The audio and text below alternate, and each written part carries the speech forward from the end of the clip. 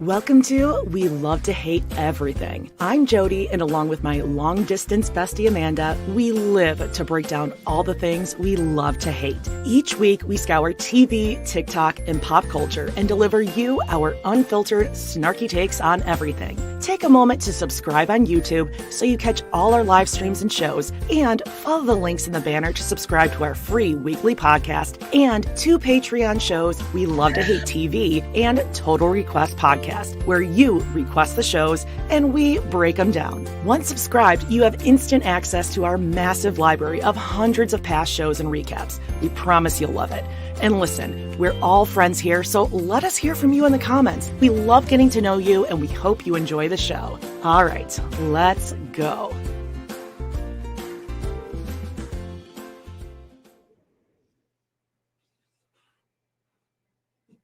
Mwah. Mwah. Mwah.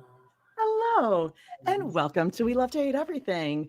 I'm Jody. And I am Amanada. Oh. Welcome. It's an extra smoochy episode today. Jody loves it. It's all they're making it just for you, Jody. All the smoochies everywhere. You love it. You love to see it. I do. Hey, welcome everyone. Big week. Oh, we have at least 100 people in the chat. So smash that like and subscribe. Stuff coming up this episode. We got Sister Wives recap. We're talking about Love is Blind. We're talking about documentaries. We got, of course, Browntown, Anatomy of Lies, Brian Jordan Alvarez, SNL, and more. We're going to get to that in Hot Topics. But Amanda, how was your weekend? Oh, geez. Well, a couple things happened. First of all, Halloween. I bought a thing of suckers, and Rob bought $300 worth of brand name shit. Got 2 door knocks. One was a little girl with her parents dressed as a witch. The second one was 3 kids wearing their jackets. Oh, that's it. Then he's like, "Do you want it?" He's like, "Can I just leave all the candy here? Because I don't want to have to take it to work." And I was like, I'd rather you take it. He's like, "Well, the chips, if I leave all the chips, there's like 45 bags of like little chips." He's like, "You'll be fine, right?" I'm like, yeah. So now there's just this huge box of chips that every time I walk by it, I'm like, how many can be gone that it won't be embarrassing? Next time he comes over. They're just my car, maybe. I just feel like I just move it to my car, out of sight, out of mind. I don't know. I mean, Adam and I, like, we like our little evening snacks in bed, and I never did that before. I was never like an in-bed eater. Both of you. It's just me in here. So he comes back a week later, and I'm like, I don't know what happened. All this we like gave ourselves a week. We're like, listen, we're just going to be disgusting this week. And it's great. It is what it is. It's, it's one of the weeks in life where you're just like, yeah, I'm just going to be disgusting and eat these Milky Ways until I hate myself. Yeah. And that's what we did. Chips are really more of the danger, the salty snacks. But here's the other thing. That's a fun one to give out. I like that. I bought some Tiger Pops for $2. It's like, What's that? They're like dollar store lollipops that no one would want. Okay. So can we find so now we can officially say that we have an LLC. This is just because paying out in 2 countries is a nightmare. But our LLC's name is Boot Lamp Media. That's right. Boot Lamp. Yeah, that was fun. Going to the bank and I'm like, what's your name? I'm like, it's Boot Lamp Media. Well, and she's like, Boot Lamp. Is that 1 word or 2? I'm like, I think it's 2. Yeah, and you have to do all, like, what a nightmare. The whole week, you're like, I have to do this, and then YouTube is doing this, and I'm like, just let me. Is there anything I can do? And I knew there wasn't. So thanks for. No, it's just a process, But we thought that our first payout was going to be delayed by 7 to 14 days, and I have a $1,200 tax payment coming out because I manage my money so well on Friday. So I was like, okay, well, I guess I'll just, go for it on Instacart. I made $480 in 2 days this weekend. What? You guys, you Instacart. I went nuts. I was in a zone. I almost started crying yesterday at Superstore. Got away from me. I lost control of the situation for a second, but If you want a code, I'll give it to you. We can both make money.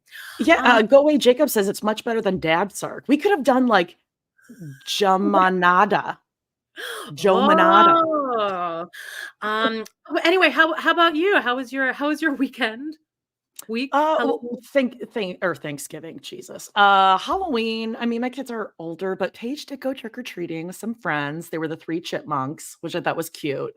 They were gonna be like the slutty, Halloween princesses. There's like a thing now where like, Snow White wears a dark blue corset it's all this like slutty thing So that's it's like yeah. how like kids nowadays cosplay us in prom, but they're slutty Yes. us at prom. Yeah, oh yeah, like I'm sure adults went and they looked amazing. No, so I was like, okay, that's cute.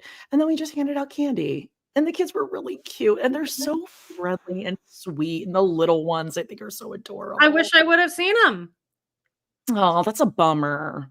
Well, quite a few speaking of LLCs, quite a few IRS worker like boys coming in suits and it said like IRS. So like it must have been big on TikTok. They're adulting. Yeah, cool. No, and then we are, Adam and I, we bought this house to fill with children. Yeah. Just kidding. Oh, my alleged baby is due this month. Oh, it is. Wow, it's cooking in there. No, so we're painting and putting in board and batten and doing all this kind of stuff in the downstairs bathroom. So nothing big, but just life in the suburbs. I just asked you before we started. I'm like, oh, so how are things going with like, the drop-offs and stuff? And you were talking about like Christmas and how you're handling Christmas and Thanksgiving. And it clicked in my head. I was like, oh no, she still has to like deal with this. This isn't like over now. It's still. Yeah, I'm Christine. I am Christine. Wooly. It's a nightmare. The rings. Oh, I can't wait to get to it. On that note, we want to get into some housekeeping. Yes, let's do it. Robyn's kitchen. What the new kitchen is soon to look.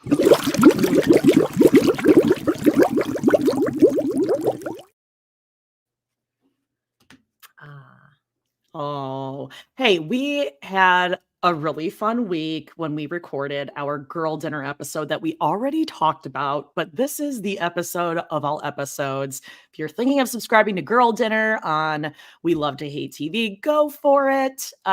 This week we played the online Oregon Trail. And as I've said before, Amanda is quite skilled with that hunting rifle. We brought it up to each other several times throughout the week. You're like, no, really, you were really. No, you have like a hidden talent. Yeah. Or either for gaming or killing animals, one or the other. You know what? I am undefeated at Wii tennis. It's not an athletic thing. It's just something clicks in my head that I completely understand exactly how to like undefeated. It got to the point where in college people were like, I just don't want to even play you. It's like not even fun. You're not even doing, you're just standing there. So check that out. So it's my favorite girl dinner we've done, I think, so far. And definitely watch it. If you can watch it, it's the same price to watch it. Highly recommend actually watching that one so you can see the shenanigans. Spoiler, we're going to give you a little sneak peek. Aurora gets exhaustion. But yeah, we did all Brown family. We did invite her along because we knew someone needed to die. Oh, yeah, which again, we don't wish actual death, but like Oregon Trail, she's not contributing. No, we needed to sacrifice someone. Also, our part 2 of the infamous I Will Survive season 12, episode 3. Where they do a little I Will Survive dance for McKelty's bridal shower, which we talk about because it is quite an interesting song choice for a bridal shower. It was Christine realizing that she wanted to leave Kody's ass way earlier than she actually knew. I think that she'd just been practicing that song a lot in her bedroom at night and was like, what's an outlet where I can show my talents? Because she was feeling herself in that song. The other 3 women may as well have not even been there. And Janelle was all now go. Janelle knew the end cue to leave, and that was the only time her face relaxed into a level of comfort. So that's right. And also over on Total Request Podcast, an episode of Little People Big World Season 3, episode 14, where we learn a little bit more about the pumpkin season and the hoarding problem that takes place in the roll-off home. Rough stuff. I forgot we didn't record that so one. check it out. Also, please don't forget to, I was going to say, don't check out our merch stores. We have one on Redbubble and Spring, formerly known as Teespring. Links akimbo while you're watching here on YouTube and everywhere else. Just go look for it. Lots of new designs. Check it out. I bought this one, the Go Away Aurora, on a white sweatshirt that I will be wearing next week. Because Redbubble, the second you order that, they're like shipped. They are very quick. Yeah, and good quality too. I like that. Yeah. All right, a little palette cleanser. Here's a picture of Walter and whiskey. I have a good setup here. We're upstairs, but I put the whole baby gate all the way across so that, and then they already played it out, so I'm just letting them be. And again, if you're in Canada or close to Canada, look into Pause, like PAUSE, number 4 change, Pause for change, and maybe you can adopt whiskey. I'll be at an event this Saturday. She gets to see all her sisters. Yeah, we're going to an adoption event. You are going to be swarmed. It's going to be cute. All our listeners are going to come find you. Oh, please do. It's at Signal Hill Pet Value. Lastly, please, everyone did so well over the past couple of weeks, and I won't bitch about it anymore once we're monetized, but we only need like 150 more people over on Pod in the City. So go over to Pod in the City YouTube, please. It would be my Christmas present. Or Thanksgiving present, or whatever. Just do that. It would be free for you, and it would really help us out by getting those pennies. So go like and subscribe, Pod in the City, and check out our Patreon stuff. It's good. It's good. That's right. All right. And Auntie Krista, you know me too well. She said, "I thought Jody was about to say, don't forget to vote." Oh yeah, here you go. Vote.org. Don't care who you vote for, but it is, a right and a responsibility, and you should practice it. So vote.org, highly suggest you check that out. It'll let you know where your polling place is if you're registered. It'll give you a sample ballot. Like, you can't go wrong. Vote.org. And a lot of times it'll also like link you if you need to register for to vote, and you still can. So check that out. Please vote. And I am wearing my my vintage 2016 Women's March. Oh, cute! T-shirt. I like that shirt. Yeah, I bought it way back in the day and did the Women's March in Chicago. So yeah, I'm like, good year all around. Oh yeah, was it? Yeah. I was there. Or was it? Yeah, whatever the hell it was. Yeah. Can I just say that it is crazy that the election is tomorrow? That is crazy. Yeah. I can't wait. I feel good. I can't vote, but I feel good. It's been interesting to watch. Vote. Everyone. It's just I'm just interested to see what happens. It's going to be very, very important, especially if you're in Pennsylvania. Get your ass there and vote. You know what? I worked the polls when we did an election right when I moved here a couple of years ago. And I remember this. 9 minutes from my house. And by the time I got home, they'd already called it. And I got Trudeau one. And everyone just kind of accepted it and walked away. Isn't that weird? Oh. Yeah. Okay. Probably won't happen. All right. It's Canada. I mean, hey, go figure. I'm so happy. I'm seeing like everyone saying like you already voted, working the polls. Amazing. Yeah. In a lot of places, I'm sorry, I'm going back up to see who said this. Oh, Jay Schwa. Yeah. A lot of places you can register the same day. So check that out, please. And thank you. And don't be terrified. We're all good. We all look, whatever side you're on, we've lived through the worst. I feel like we've lived through, that's not a Trump reference. That's just we're okay. It's been a long, but we'll be fine. You will be fine. Also earlier up there, it's Danielle's birthday. So happy birthday, Danielle. Happy birthday. All right. Should we get into some hot topics? Oh my God. Sizzling. Not as sizzling hot as Christine and David's sex life, but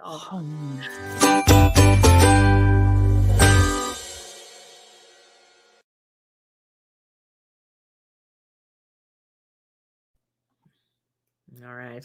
Here we are. All right. So, right out of the gate, we got to talk about speaking like in the line of voting and make sure you're doing what you're supposed to do. This week's SNL, Hey. Ms. Kamala Harris, and we have Maya Rudolph. They really do have almost the exact same mouth. I don't know if you noticed it, but like the top bridge of their teeth, it's like the exact same Huh. mandible area. I mean, Maya Rudolph really embodied that. I mean, really, just even The like way she was pictures getting of. choked up and like teary-eyed talking to her, I was I wish that hadn't been spoiled for me because I would have shit my pants if I hadn't known that she was going to be on. But I saw on TikTok like that she was seen walking or something. But that's what happens when you TikTok all day. So, well, I'll tell you what, I didn't know that she was gonna be ooh, on it, and my daughter, who's almost 16, was apparently taking photos and recording me as I watched, so here is, here's me watching the oh my opening God, you're with so Kamala and tiny and Maya. cold in your sweater and blanket pillows akimbo. Whoa, all obvi 2 pillows akimbo, are you kidding? You are And a cozy up, blankie on ready for top, Kamala. spare blankie on the other side. I mean, like, I have to say, I hate pictures of myself, and I'm Me counting too. every flaw I see, but I truly am so happy. She's got a Like, great angle though too from the bottom oh, corner. oh, Yeah, bottom right back yeah, here. that's almost like my infamous Christmas 2002 picture. We all know it. No, I really did. A photo of me looking like this. Hey Jody, what? So I okay, so 200. I loved it. I was really proud of Chappell Oh, sorry. Brown. I really kind of did anyone else think nobody said this on like any of the reviews, but did anyone else feel like there was a spotlight that should have been on her during both of her numbers, but especially Pink Pony Club? Like it seemed like there was a spotlight that was out. Dark. Just Yeah, her like, well, face even wasn't looking lit. at this photo, it's Yeah, it it's just seems like there dark. should be a little extra ping on her face, but I feel like that was probably discussed. Anyway, Okay. I was really proud of her. John Mulaney, I really wish that I could love him as much as I used to, but he's very much tainted. Yeah. Okay, well, I I don't wanna like the talk long about him. hair. Okay, let's talk. He clearly had facial work done. Look Yeah, at the top 2, look at the bottom 2. The guy, I mean, he's I our know age. it's really hard for me to like him too because he maybe cheated on his wife, and I He don't know why did. I don't I like thought that was Olivia pretty much Munn. no, he Oh, it's did cheat on his wife. confirmed? Yeah. Well, Okay. didn't he? Didn't he impregnate while they were Olivia together? Munn. Yes. Yeah. Oh, sorry, let me throw this back up. So, and again, I guess no harm. I mean, if I had money, I'd be, probably redoing I half my liked him. face. He looks more intimidating and scary now. He looked more innocent before. Yeah, like he definitely got like a chin Yeah. implant. And Jawline then some filler. jaw, maybe like filler or some sort of, I don't know, Botox filler combination. He just looks very different. And maybe I'm just not used to that, like seeing that much plastic surgery on a Yeah. man. I thought he was fine. I also like now his jokes are about like raising kids, and I'm like, it's like pulling a Tig Notaro. I'm like, I don't want to hear about your fucking Oh. kids. But Oh. I hated the song that they did. I know that it's like established now that like they do like a Les Oh, Mis. like the Broadway stuff? Yeah, but it's like we've done it 3 times now. So the rule of 3 is over. And now it's like and I thought it was bad. I thought it was bad and unfunny. I thought it was the Yeah. worst one. And I just feel like it was very thrown together. Everyone seemed like they couldn't find the keys. I really was upset about that. But I liked everything else. What do you think? Yeah, I don't know, again, like, I'm sure listen, I think it was a solid episode. Like, when you have someone who's funny, who's a writer, who you have a history with, it's just gonna be funnier because everyone's comfortable, everyone's having a good time, but it's just hard to like him, and I thought his opening monologue was very clippy, very fast, just boop, boop, boop, boop, boop, boop, boop, and I don't know, like, it sounded like he was hyped up on something. Maybe it was just nerves. I hope that's it. Yeah, probably just nerves. I really thought that so this goes into an SNL lore thing, but not really, but just that there's a fly here. I'm gonna try to kill it. I can't believe this. Hold on. You know that you can kill it with a butter knife. Ew, I did it. Woo! No. I'm throwing it away. Okay, sorry. What was I saying? Oh, the opening sketch. I'm sorry. The What's My Name sketch. Now, this is a recurring sketch that has been done twice when John Mulaney was in it or hosting or something. But both times Bill Hader was the host of this. You remember the What's My Name sketch? The top? This is like with the Margaret Atwood. Yes. That's a recurring sketch. And it's usually Bill Hader. Now, the Longfellow guy was playing the Bill Hader part, and I was like, damn, like he did so well. He made the character his own, but still kind of had the essence. And I just really am impressed with him, and I feel like he might be like a upcoming Bill Hader-esque. He has the same very much energy. But I thought that Tim Kaine was genuinely funny. Like he totally understood comedic timing, and he was just really good. It seemed like he could have like been in the cast. I was impressed with him. Yeah, he kind of reminded me of like a Peyton Manning, who's just a natural. Like they just have that natural comedic timing. You give him something, he can make it funny. They're in on the joke. They don't care if people are laughing at them or they mess up. And Tim Kaine, I mean, he's just got like that lovable, Tim Wall's face, like just kind of like, okay, he's your neighbor. I never would have known I never knew that was Hillary's running mate. I don't remember that ever being even said during that election. I think there was like a lot of other stuff to focus on. Speaking of, okay, we haven't talked about this. I thought, so there was something that came up on TikTok that I don't even remember what it was, but I was like, oh my God. And I sent it to, like Adam, my friends and whatever, my family. And I was like, oh my God, what is this? And he's like, well, it's AI. That's not, it was a song that they were like, oh, this is one of Diddy's songs. And it says like something about her, or it was one of, what's the little dude? Justin Bieber song. And it was like about, and I totally fell for it thinking it was an actual song. So when I saw on TikTok, the thing going around about Trump, like filleting the microphone, a la, as you know, Meri. I assumed it was fake. I was like, okay, someone like did that, but he actually simulated. No, he did that. Oral like the sex. day and of that's where we're at. That's where we're at in politics. God, I mean, he's a funny guy. You have to remember when Howard Dean made one bad sound and he was out of the election. He did the and done. Guy. What do you think has had a more negative impact on somebody's career? The banana pick or that noise? Well, banana pick. I mean, she's still going. She's still. Did you know that the tag for my costume from last week, banana hat? Did you know that is another phrase for a condom? Oh, well. Did you know that? I did not know that.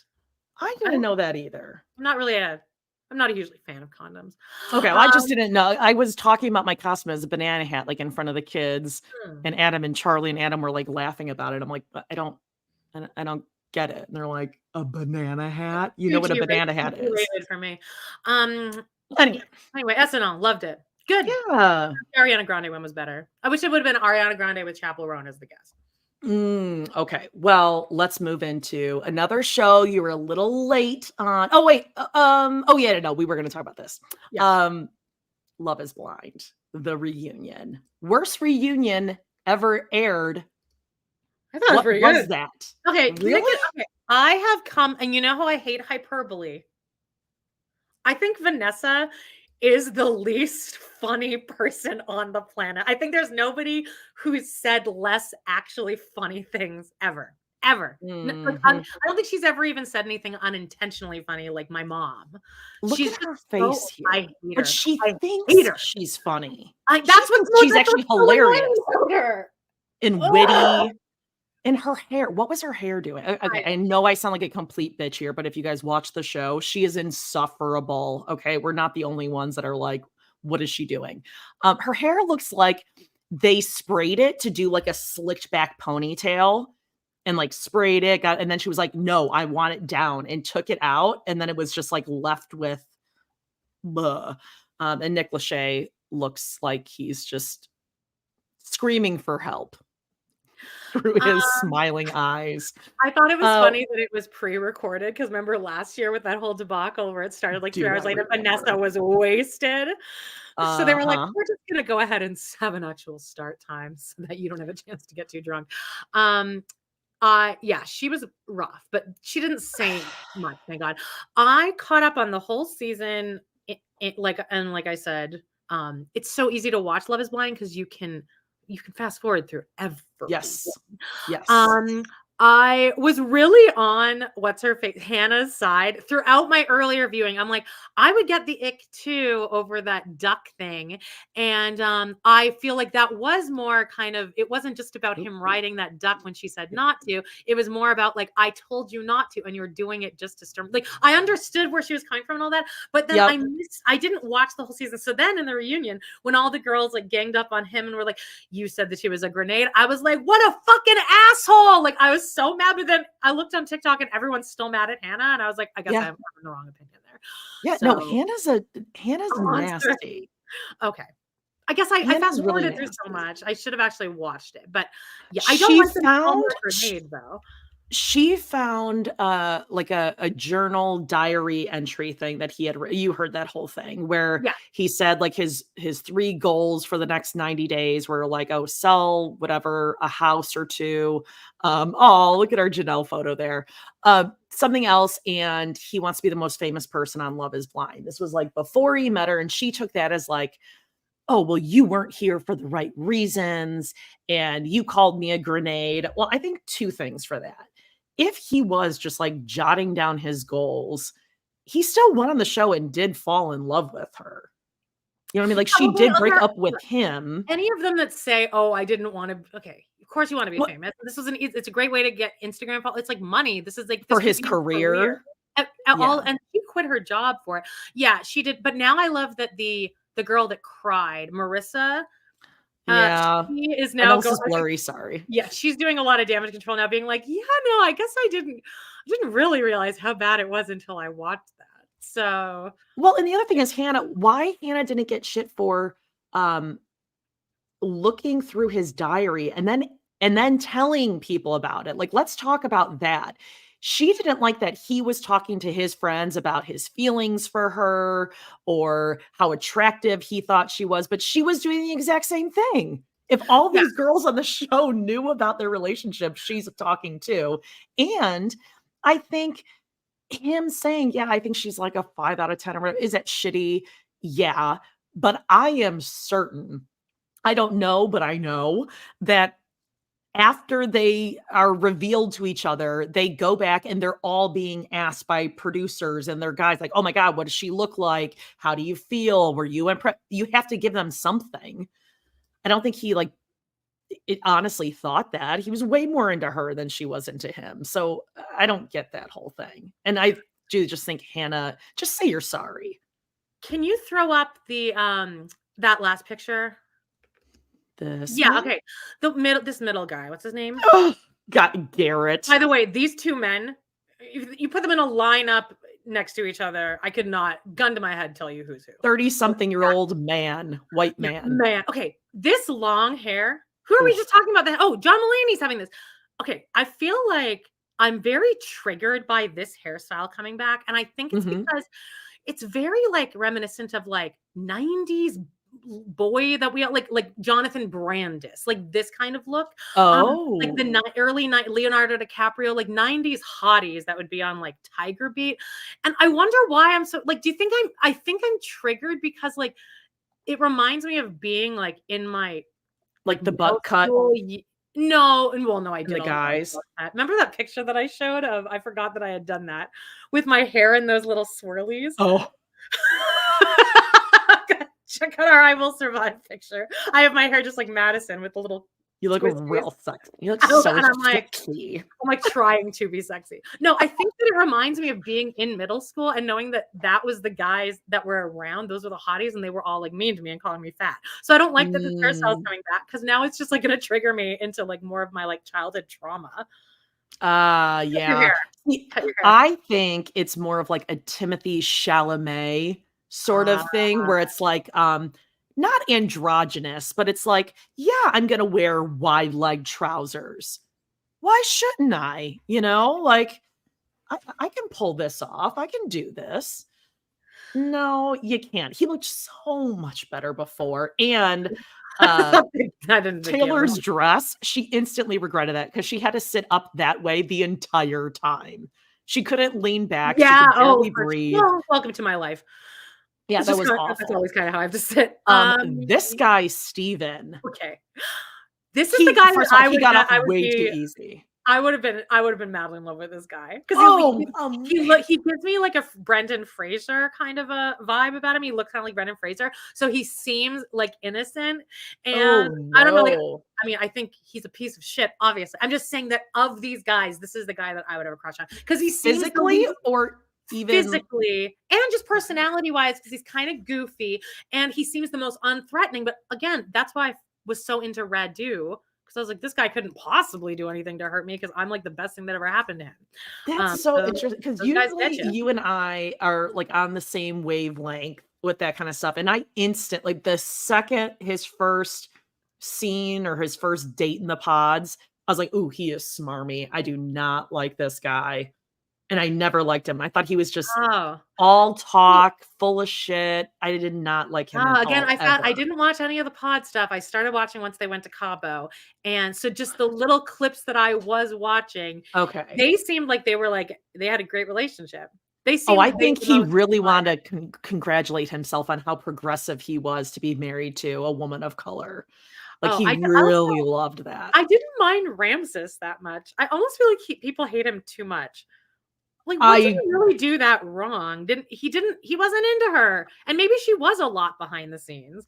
Yeah, but that's not what he was saying. I'm not into you. Like, he was into her saying, I love you. Oh, it's like we're the same person and all that kind of crap. Do that. You've never pretended to be more into someone than you were because you didn't want to like them.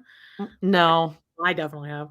I've never had like that many opportunities, maybe, but you've been married a long time. He just read very phony to me. Doesn't matter. He's done. He was trying to like cover up all his indiscretions with a sleep study.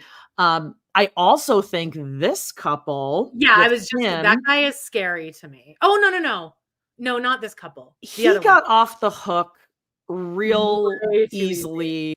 The 3 kids, and because I mean, I get it. It is their business, right? It's totally their business. He's getting a lot of shit though, as being like a girl that only wants the ring, which I mean, yeah, that kind of is what it looks like. I mean, the thing is like, yeah, it will always be your business. It's no one's business at all, except for the fact you went on a reality show about falling in love and honesty and knowing someone completely without seeing them. Like, I don't know. It doesn't really match up for me. Can I give you credit for something really quick?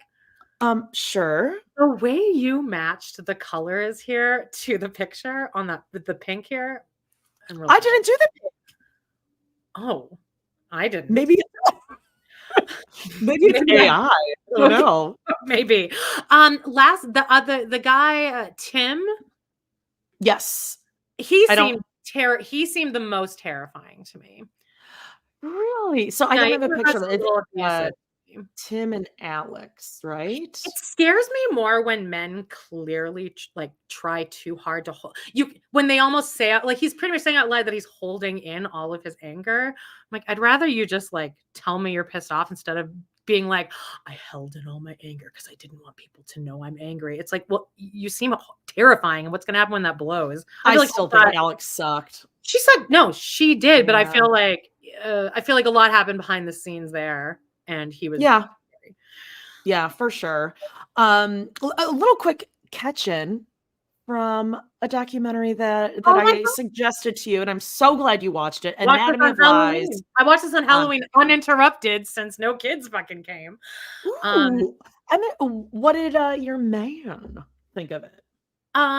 We Watching it with we you? both loved it. Like, real it was I was not I knew like that it was like deception and stuff. And right as it was starting, I was like, look, I can kind of see why she did this, because if I knew that I was an amazing writer and I just needed a Mhm. foot in the door, and by me saying, "Oh, I had cancer," would work.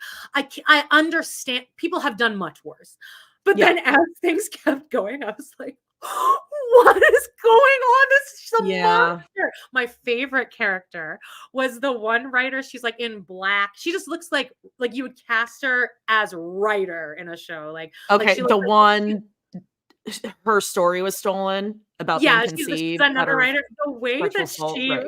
clearly she was this woman was the bitch eating crackers to her, but she clearly couldn't say anything, and she lived with that rage, and now she gets to say it. I'm like, I've never understood a person more than just her and the You're just like, "Oh, you can smugness. leave again? That's fine. I mean, we can take over her work. I mean, that's fine. We all right, we all help each other out." So, when she was sick and she was gone for 6 months, we all picked up the slack.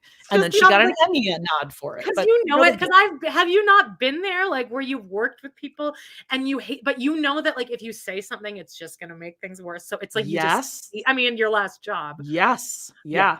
Every job I've had where I've worked with Yeah. people. So I just loved being like, oh, imagine having that and then being able to be sit down to be interviewed, and the person has been found out and their life is over pretty much. And you get to be like, yeah, no, I knew. I hated her. That woman was like, she had some major issues, and, like, I don't know how much more a person can take in their life. I was like, "Oh my god, give this woman a break." Her eventual wife or Oh my, ex-wife. that was because it was like watching, I think Las Culturistas were the one that said that she's reliving the trauma, Yes. and like I was like, what more can this woman take? Like, if I were her, I would just be single the rest of my life, because it's like the one, like, she And finally her gets out of court. kids. Oh, her daughter's like awesome now. I mean, her Yeah. kids all seem pretty awesome. What a monster. Like, really, because she just kept, and it seemed like it's clearly just an addiction thing where she just was addicted to this chaos. Cause like you could have just stopped after the one cancer thing. Or just addicted to lying, like a Addicted to lying, pathological liar. and You it's the can't. dopamine of just a new like thrill. It's just so when we figured out that like she went to the rehab and started using people's like anonymous stories, that was shocking. That And was with the so brother, the accusations with the brother, and the parents had to come, and it was like a whole, oh my god, I and know. the poor, and Anyway, then I check love that that out. Camilla Letting whatever, the one that plays Joe on the show, the one that she was like her muse on the show. Oh, She's yes. the character that I despise the most. And So it's I like, was is she in on it? Because they kept putting that up there. I I was don't like, think she was, "Ooh, but I she's kind gotta of feel real stupid." right. Check it So out. You don't have to have watched, Grey's Anatomy no, to watch totally. this at all. It's a Anatomy of great Lies. doc. I know it's only 2 episodes, 1 hour each, and it is worth definitely watching. Yeah. Definitely. Something else worth watching one more time, we gotta throw it in there because you and I have been sliding off Have we even our told them chairs. that you agree with me? Because I think I just told you about this last week. I don't think You're you've revealed that right. you agree with me yet. You're right. Well, talk us through it. Convince everyone else like you convinced me. I mean, all I said was, look, there's this guy. He's gay and he's really like sexy in like a non-threatening way, but like he does this dance to this like I love your daughter trend. And I don't know, here it is. And you immediately were like, no, but why is he hot? You're like, I just watched 300 of those videos back to back. Yeah, and they keep coming up on TikTok, and every Oh, single time I'm like, "Oh." but do you look at the comments? How it is all women our age being like, I don't understand why I'm obsessed with this. Yeah, Like, straight why? women our age being like, "Okay, well, I don't know what I'm gonna do with myself when you stop recording these No, because." one girl was doing the Kamala, it was like a duet, and she's like, I know that Kamala has plans to save women's rights and stuff, but does Oh, Kamala have a plan for when Brian Jordan Alvarez decides to stop making those I love your daughter videos? Because that's what we need to figure out right now for all the I women out there. I need him to do his dance as he is walking towards me, about to David Woolley me. And is the leg thing not sexy? Yes, why though? I don't know, because I can like picture it, but it's also non-threatening. Yeah, and he's got, like, a normal good body, like, again, like, Yeah. a little bit of, like, a belly. Now, again, I'm not saying he has a He's belly. he's in I don't his like late 30s and clearly works out, but doesn't like yes. work. He's not like The Rock. But there's something, what parts I don't like though? Is Oh, sometimes no. at the end, he'll break character and smile naturally at the camera, and I don't like it. I feel like he sees me, and I'm like, "Oh." I Yeah. kind of don't want him to do that. I don't wanna see him in real life. Like, I need to I Yeah, I need this want you to to sing to be me. our I moment. Yeah. want you to sing about your love for me. In that character. Don't break character because I don't want you to be earnest. I need No, you to and I just feel be like this. that's what's gonna happen, and unfortunately, I think what's gonna happen is he it will he's gonna do, like, the Christine Brown Wooly thing where we're like, "Okay, we got it. It's been enough." I don't know Like, though. now I'm afraid for it. I don't want that to happen. That's my fear. You sent me one and then wrote, "Okay, like, get your towels ready," or something, Oh, and yeah. before the thing even sent, I'm like, "I've already seen it because I had just gone. I don't just let it come up. I will search Brian Jordan Oh. Alvarez, go to his page, and I'll rewatch the one in the trench coat 3 times a day. So I You're knew like, I'd "No, already don't come in seen the whatever bedroom. you were Hold gonna. on. Okay, you can come in now. I just need I'm to ready." and then that one girl's TikTok that was like, "This is me when I'm watching this," and it's just kinda like scrolling and then being like, "Hmm." Oh, there he is. Like, you're just Yeah. happy. It's like walking into a Target, just like that, like, moment of just, "I'm okay Yep. for this moment." Check it out, you guys. Brian Jordan Alvarez. Does There anyone you agree go. with us? Chat I don't is know. silent. All right. I think it's time for some Town That Is Brown. What do you Oh think? my god. Let's Let's get to it. All right, it was Halloween week, and let's see what the ladies were up to. Brown Town. Everything's waiting for Pooh. Always love that splat at the end. Classy. Class acts.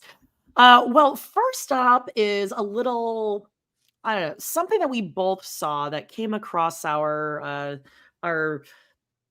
internet searches, our Facebook, Reddit, and that is a bracelet that is Yeah. on my sister wife's closet site. It is the choose to keep going with the oh my god, semicolon as the I, sterling silver suicide awareness men's ID bracelet selling for $147. And I saw this on Reddit that people were like, were they selling this bracelet before? And Right, but why are they selling somebody it sent this now? someone sent this to us. I'm trying to find who it was. Maybe Okay. they don't want me. Maybe they don't want to be said. But somebody did send this to us. Thank you, whoever it was, to our actual email, amandajody1@gmail.com. And she said, "Oh, I just wanted to show you this, that Robyn posted this on my sister wife's closet, and I'm just sending you a screenshot of it before it gets taken down." And but then you had also seen it on Reddit, and I didn't have really a chance to go investigate this, but then you'd also seen it on Reddit. I am almost positive that they already had that on there. I thought so too, but that's why I thought it was so interesting that everyone's talking about it. So you and I were like, well, let's talk about it and see Yeah.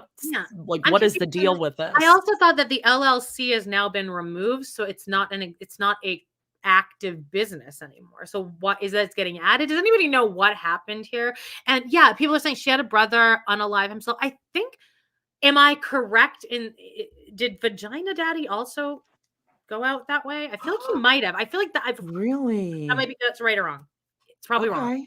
I feel like Hmm. but Robyn is like in the world, like it has affected her life. But yeah, it has been around for a while. But why is everyone talking about that now? Because people are saying that it just got added. Yeah, Well, you and I you know are what? okay. Well, it sounds like everyone else is the same way. Maybe someone, I don't Yeah, know. it is an old piece. Okay. Well, anyway, everyone's talking about it. Oh, and I think, Brown said that yes, we did. So Vagina Daddy. oh God. All right. Oh no. Well, anyway, Eesh. don't buy stuff from my sister wife's closet. Yeah. Yeah, don't They'll spell Aurora will spell your steer name clear. on the envelope. Yes. Okay, well let's take a little trip to Hey, Lizzie's missed came and went with the Halloween. Bob Oh, wasn't able to come out this year. That's really disappointing. She probably just didn't have time. But what I had some time to do this weekend was to pop back into a little mom and pop shop called Sheen. Uh, it just, it's a time suck. And check out this little item that I bought for my office here. Please be mindful of the Not energy you bring into this space. Now, listen, I understand Sheen is like child labor. I do not make this a regular practice, but I just needed that sign because, like Meri, as we know, she brings an energy into the room when she arrives. I mean, Christina's never said anything so accurate in her whole life. You bring an energy into the room, but like, And you thought Christine was being mean to her when she said that. that And I was was the like, second episode I'd ever okay, seen, okay. ever. But we're noticing like the episodes we're covering right now over on Patreon are it's a lot of people walking in and out of people's houses. There was Madison's wedding. Now Madison's Garrison came back from basic training, and Meri was like, "Yeah, I was in my house. It would have been nice if someone told me that he was here." But you can always see Meri entering and just walking like a Muppet, just jeans tight on her phone, and it is like, even if the action is happening over here and you just see Meri enter, it affects the whole room.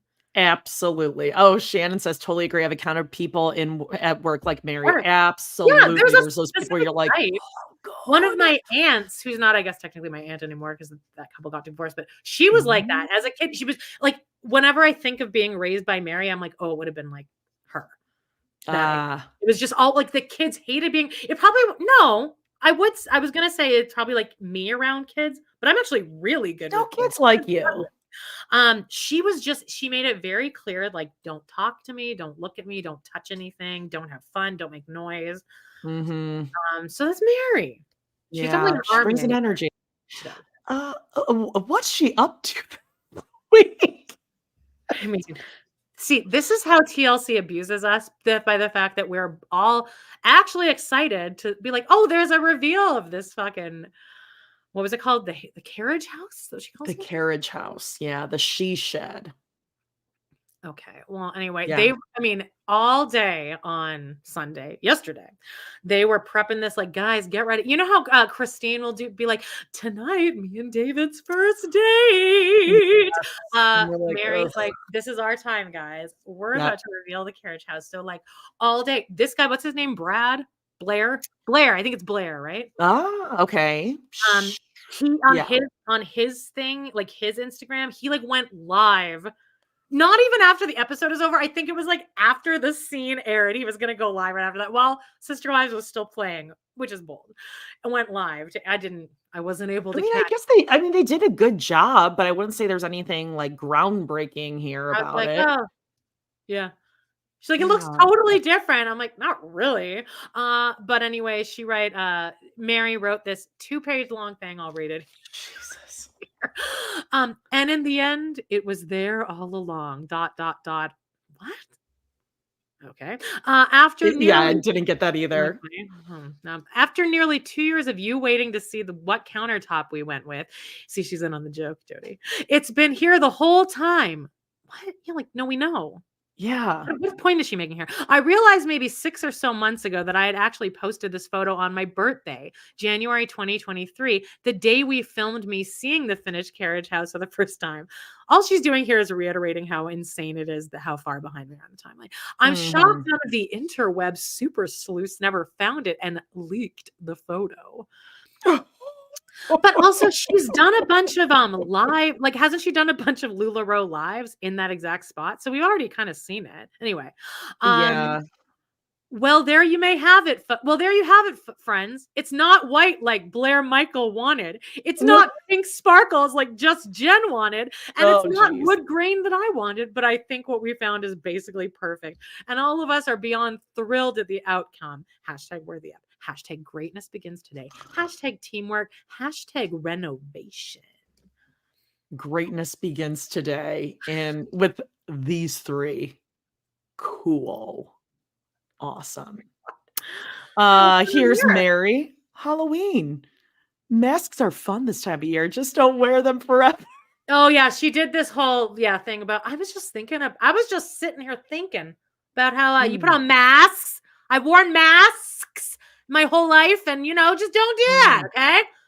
She just starts yelling at everyone. Inspirational, yeah, really close to the camera. I think she's on Ozempic. Well, Ace says she's on Ozempic, but she probably good for her. And I think that she's really feeling her angles now. So I think she's going live a lot more. She's a and she's making some fun little videos. Check this one out.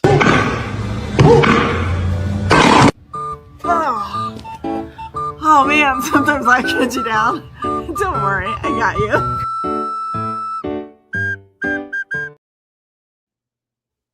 Couldn't even get through it without laughing. I couldn't understand what she was saying either. She was laughing too hard and mumbled the words. I got you. When you're down.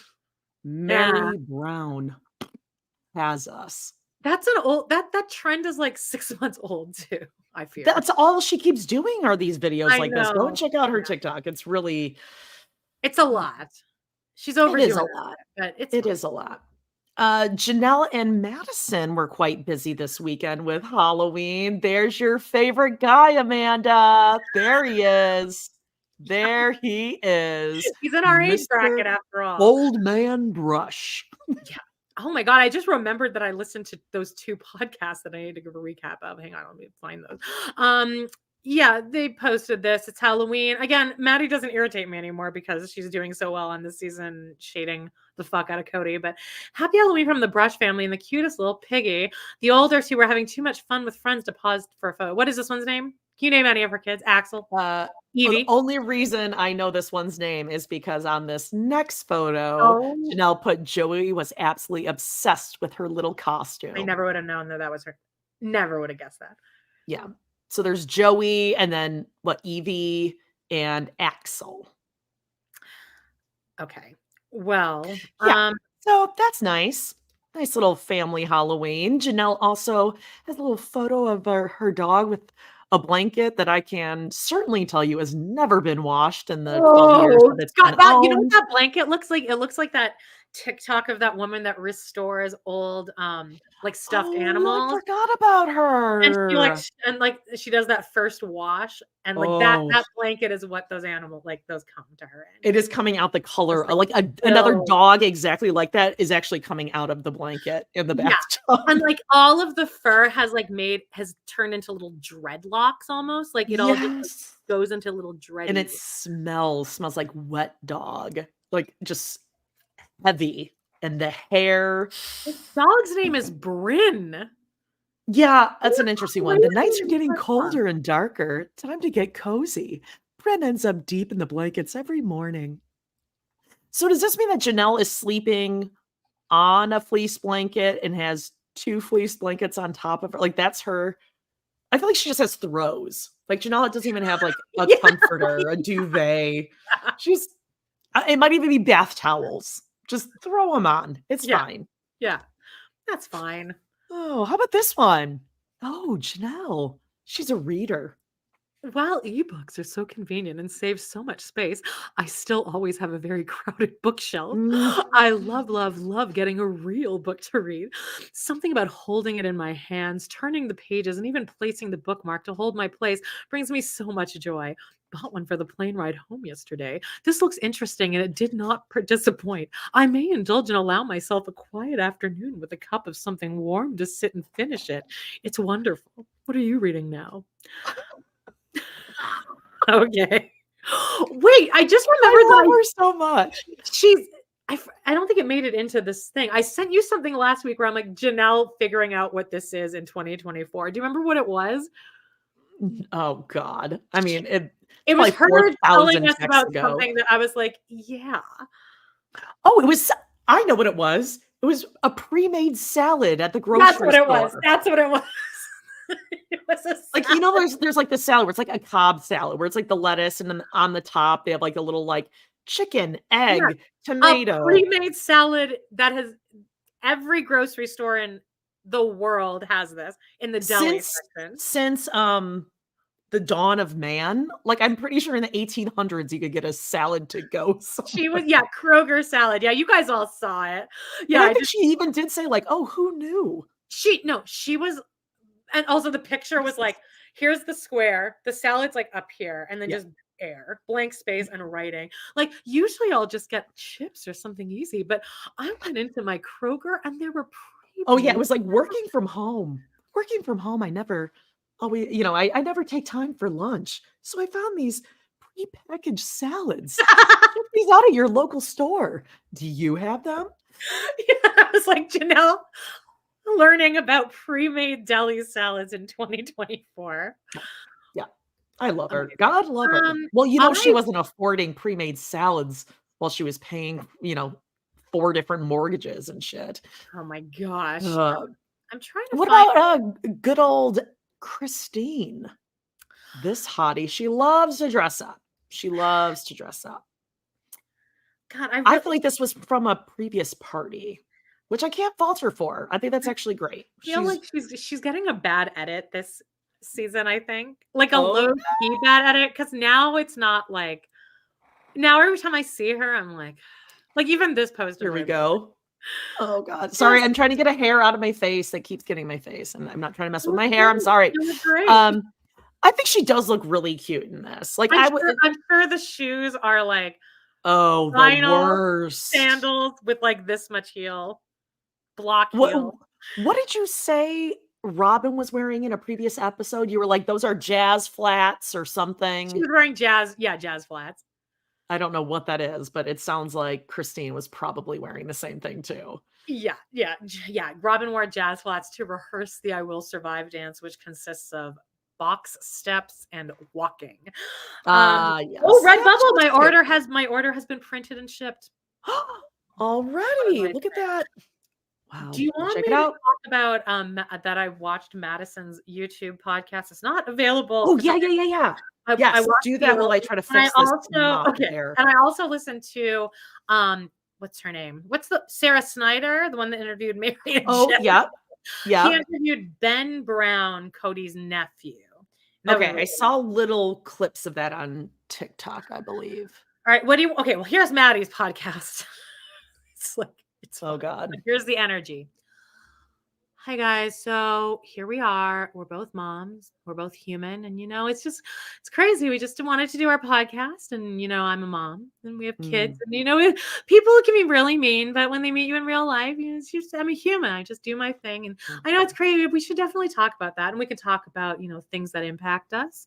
It'll be great, and it was just really that was faith, family. Yeah, but I don't know. It was just really, it was almost too relaxed. Where I'm like, I feel like I need to feel a little bit of like nervousness in at least your first. Yeah, and they're like, well, we could just talk about whatever we want to talk about, just freeform. And as you and I know, we're like, oh, good luck with that after your first 3 episodes, and you're like, we have nothing to talk about, and this is way more work than I thought. It's like a 15-minute, but it's not available on like. It's available on Spotify for audio only, but I think they're trying to make it more of a YouTube podcast because that seems to be where they're focusing it. So it's not even on like iTunes or anything. So for all of us over 40 who like learned about podcasts on iTunes, and that's what we're sticking with.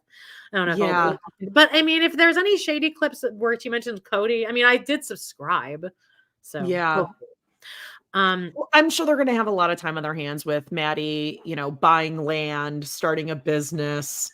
I can't wait. That's going to be hear the deeds. Yeah, having a new baby when she's got 3 kids. It's going to be amazing. Well, this Ben Brown interview, first of all, he's so much more well-spoken than Kody. I had to just listen to it because it's really hard to watch because he looks so much like Kody. Like, it's hard to watch him because you hate him so much. You hate his face. But he's super, he's absolutely in the Quinn Brown lineage. Oh, yeah. It's a strong genes. He did stand-up in college and moved to Salt Lake City to pursue stand-up.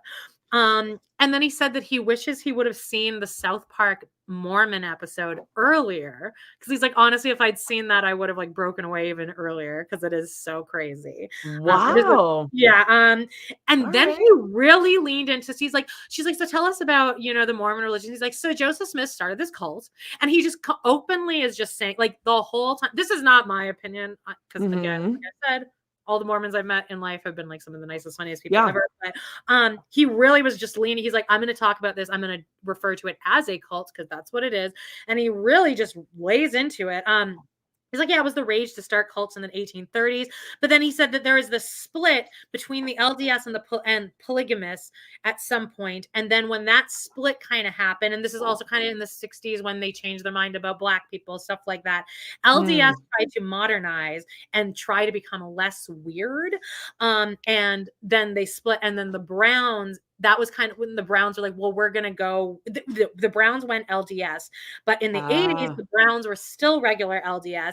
And then Kody and Ben's dad served their missions. So this is obvious. They were out on their missions. And when they came back, Wynn and Handsome Woman had decided, like, a few of people in the family like broke off into this.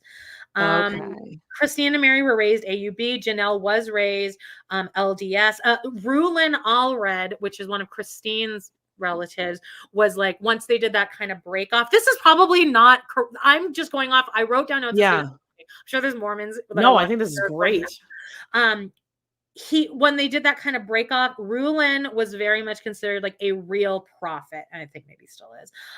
So here's where it kind of gets more fucked up, because it's more localized about just the Brown family specifically. Janelle's mom seems like she wasn't so innocent in all of this. She seems a little nefarious when we talk about it.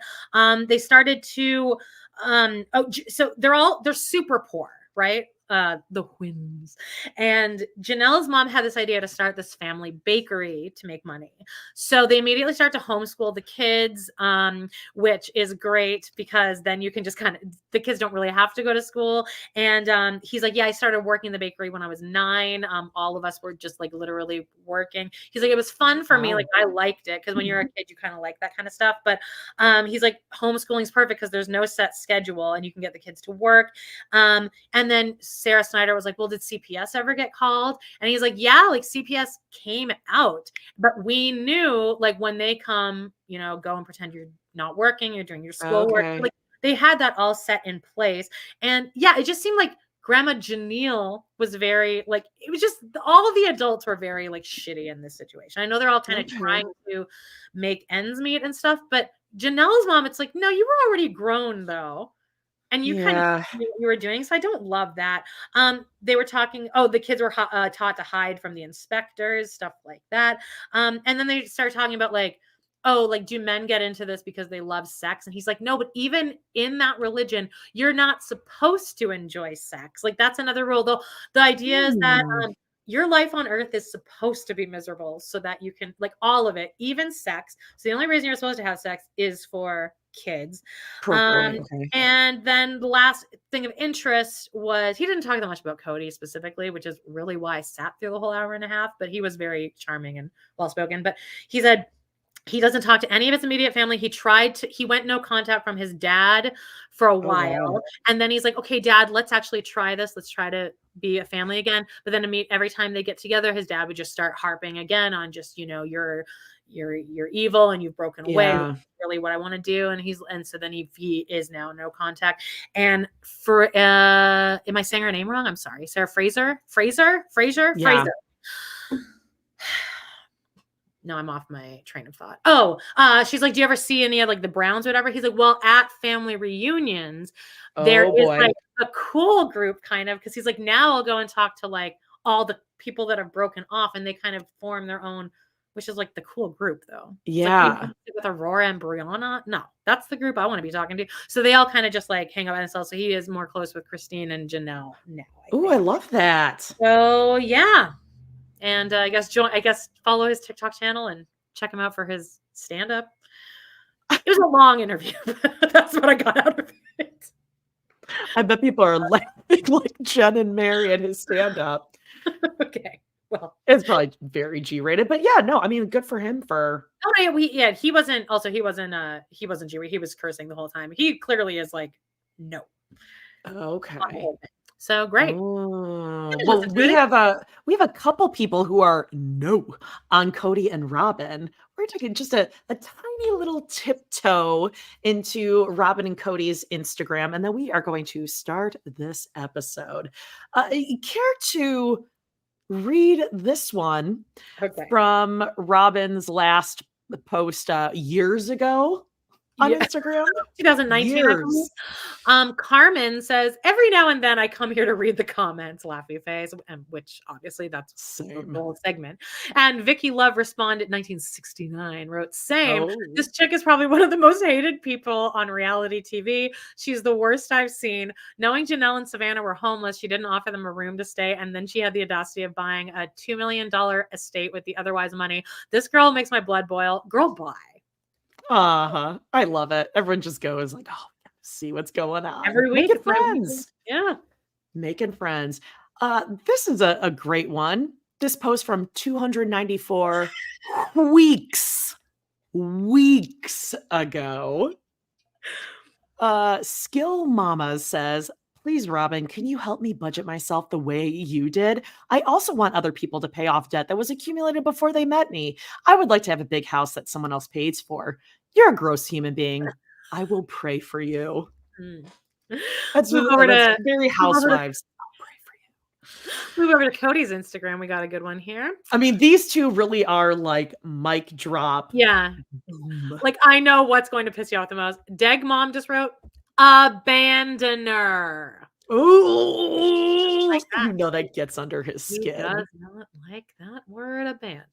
And lastly, he'll let you for Robyn. Alex Lewandowski says to Robyn, your head is the shape of a cube. # Lego head. And no true words have been uttered on her. And Robyn knows about Lego. She and Solly play it together. Oh, that's the only game he's allowed to play. Yeah, it's because the outside elements can't get in. Well, you can't be going down on what, a slide at the park. Not when a basketball is in the vicinity. Oh God, no. Oh God, no. All right. That poor kid. Should we get into the episode? Yeah, so we are going to get into this week's episode of Sister Wives. For those of you who are new to listening or watching, we can't play the episode for you, so we play the audio for you. While you listen along, we'll give you timestamps, and let's see. And also, by the way, we did end up getting our payout early, so I went and I was able to. So I resubscribed to Discovery Plus, so now we can watch all at the same time on the same app, and I can do the timestamps, and it won't be a total fucking disaster like it's been. Look at us. Okay, so this is season 19, episode 8, A Wolf in Sheep's Clothing.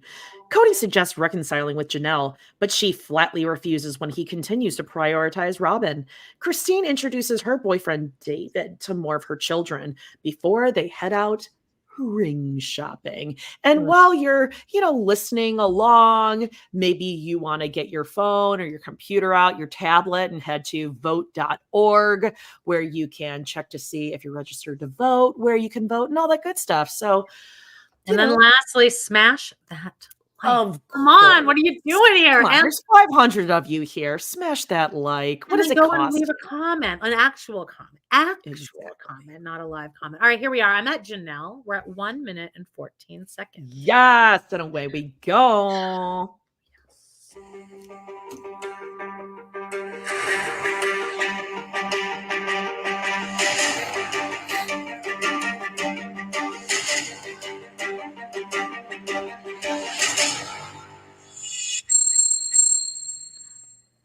I like how I did that all offbeat.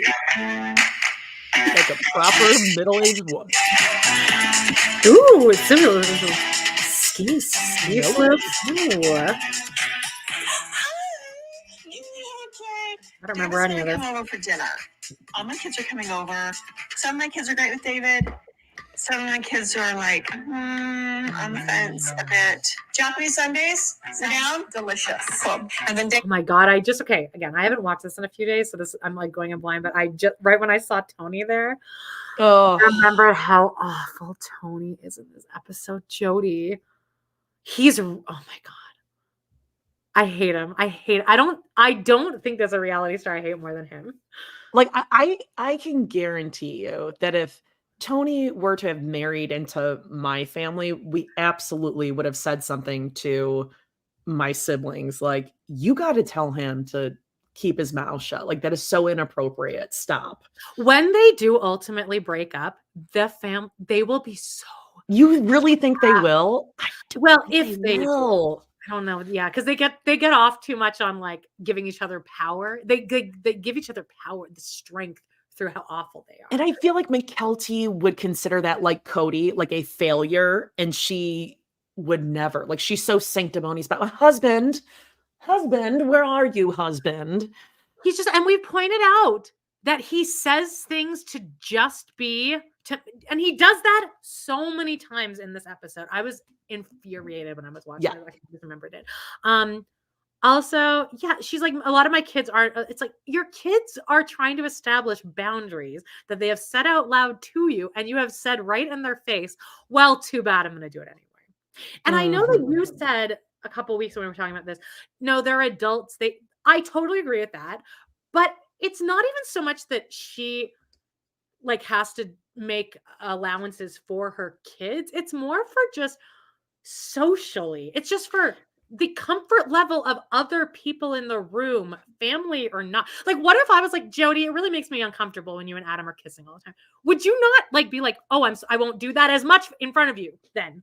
Yeah. And like, listen, like Adam and I are actually like very affectionate. And as you know, and longtime listeners know, like, that it was not me at all.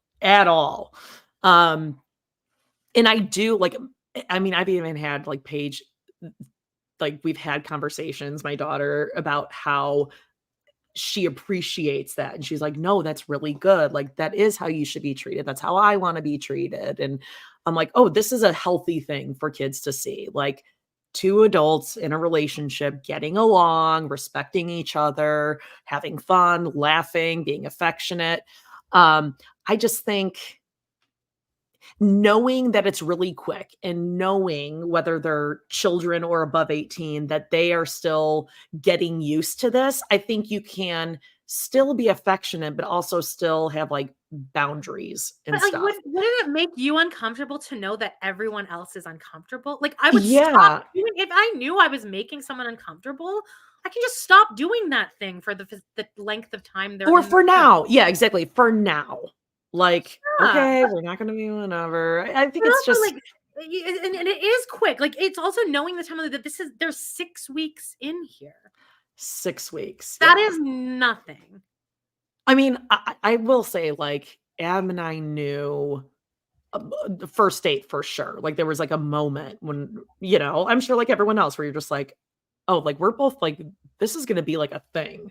But my kids didn't know how we felt about each other until we're like, okay, let's like, even though this is a for sure thing, they take time. Like, we're ready, they may not be ready. So let's like slowly ease into it. The kids aren't being like, they're not grossed out. They're genuinely concerned because you're acting crazy right now. This is like, and it's a lot of change. They were in a large polygamous family for a very long time. And if this, honestly, they've only been together a couple of years at this point, they could still go super south. And it would be like, yeah, there were a lot of weird things at the beginning. You moved too fast.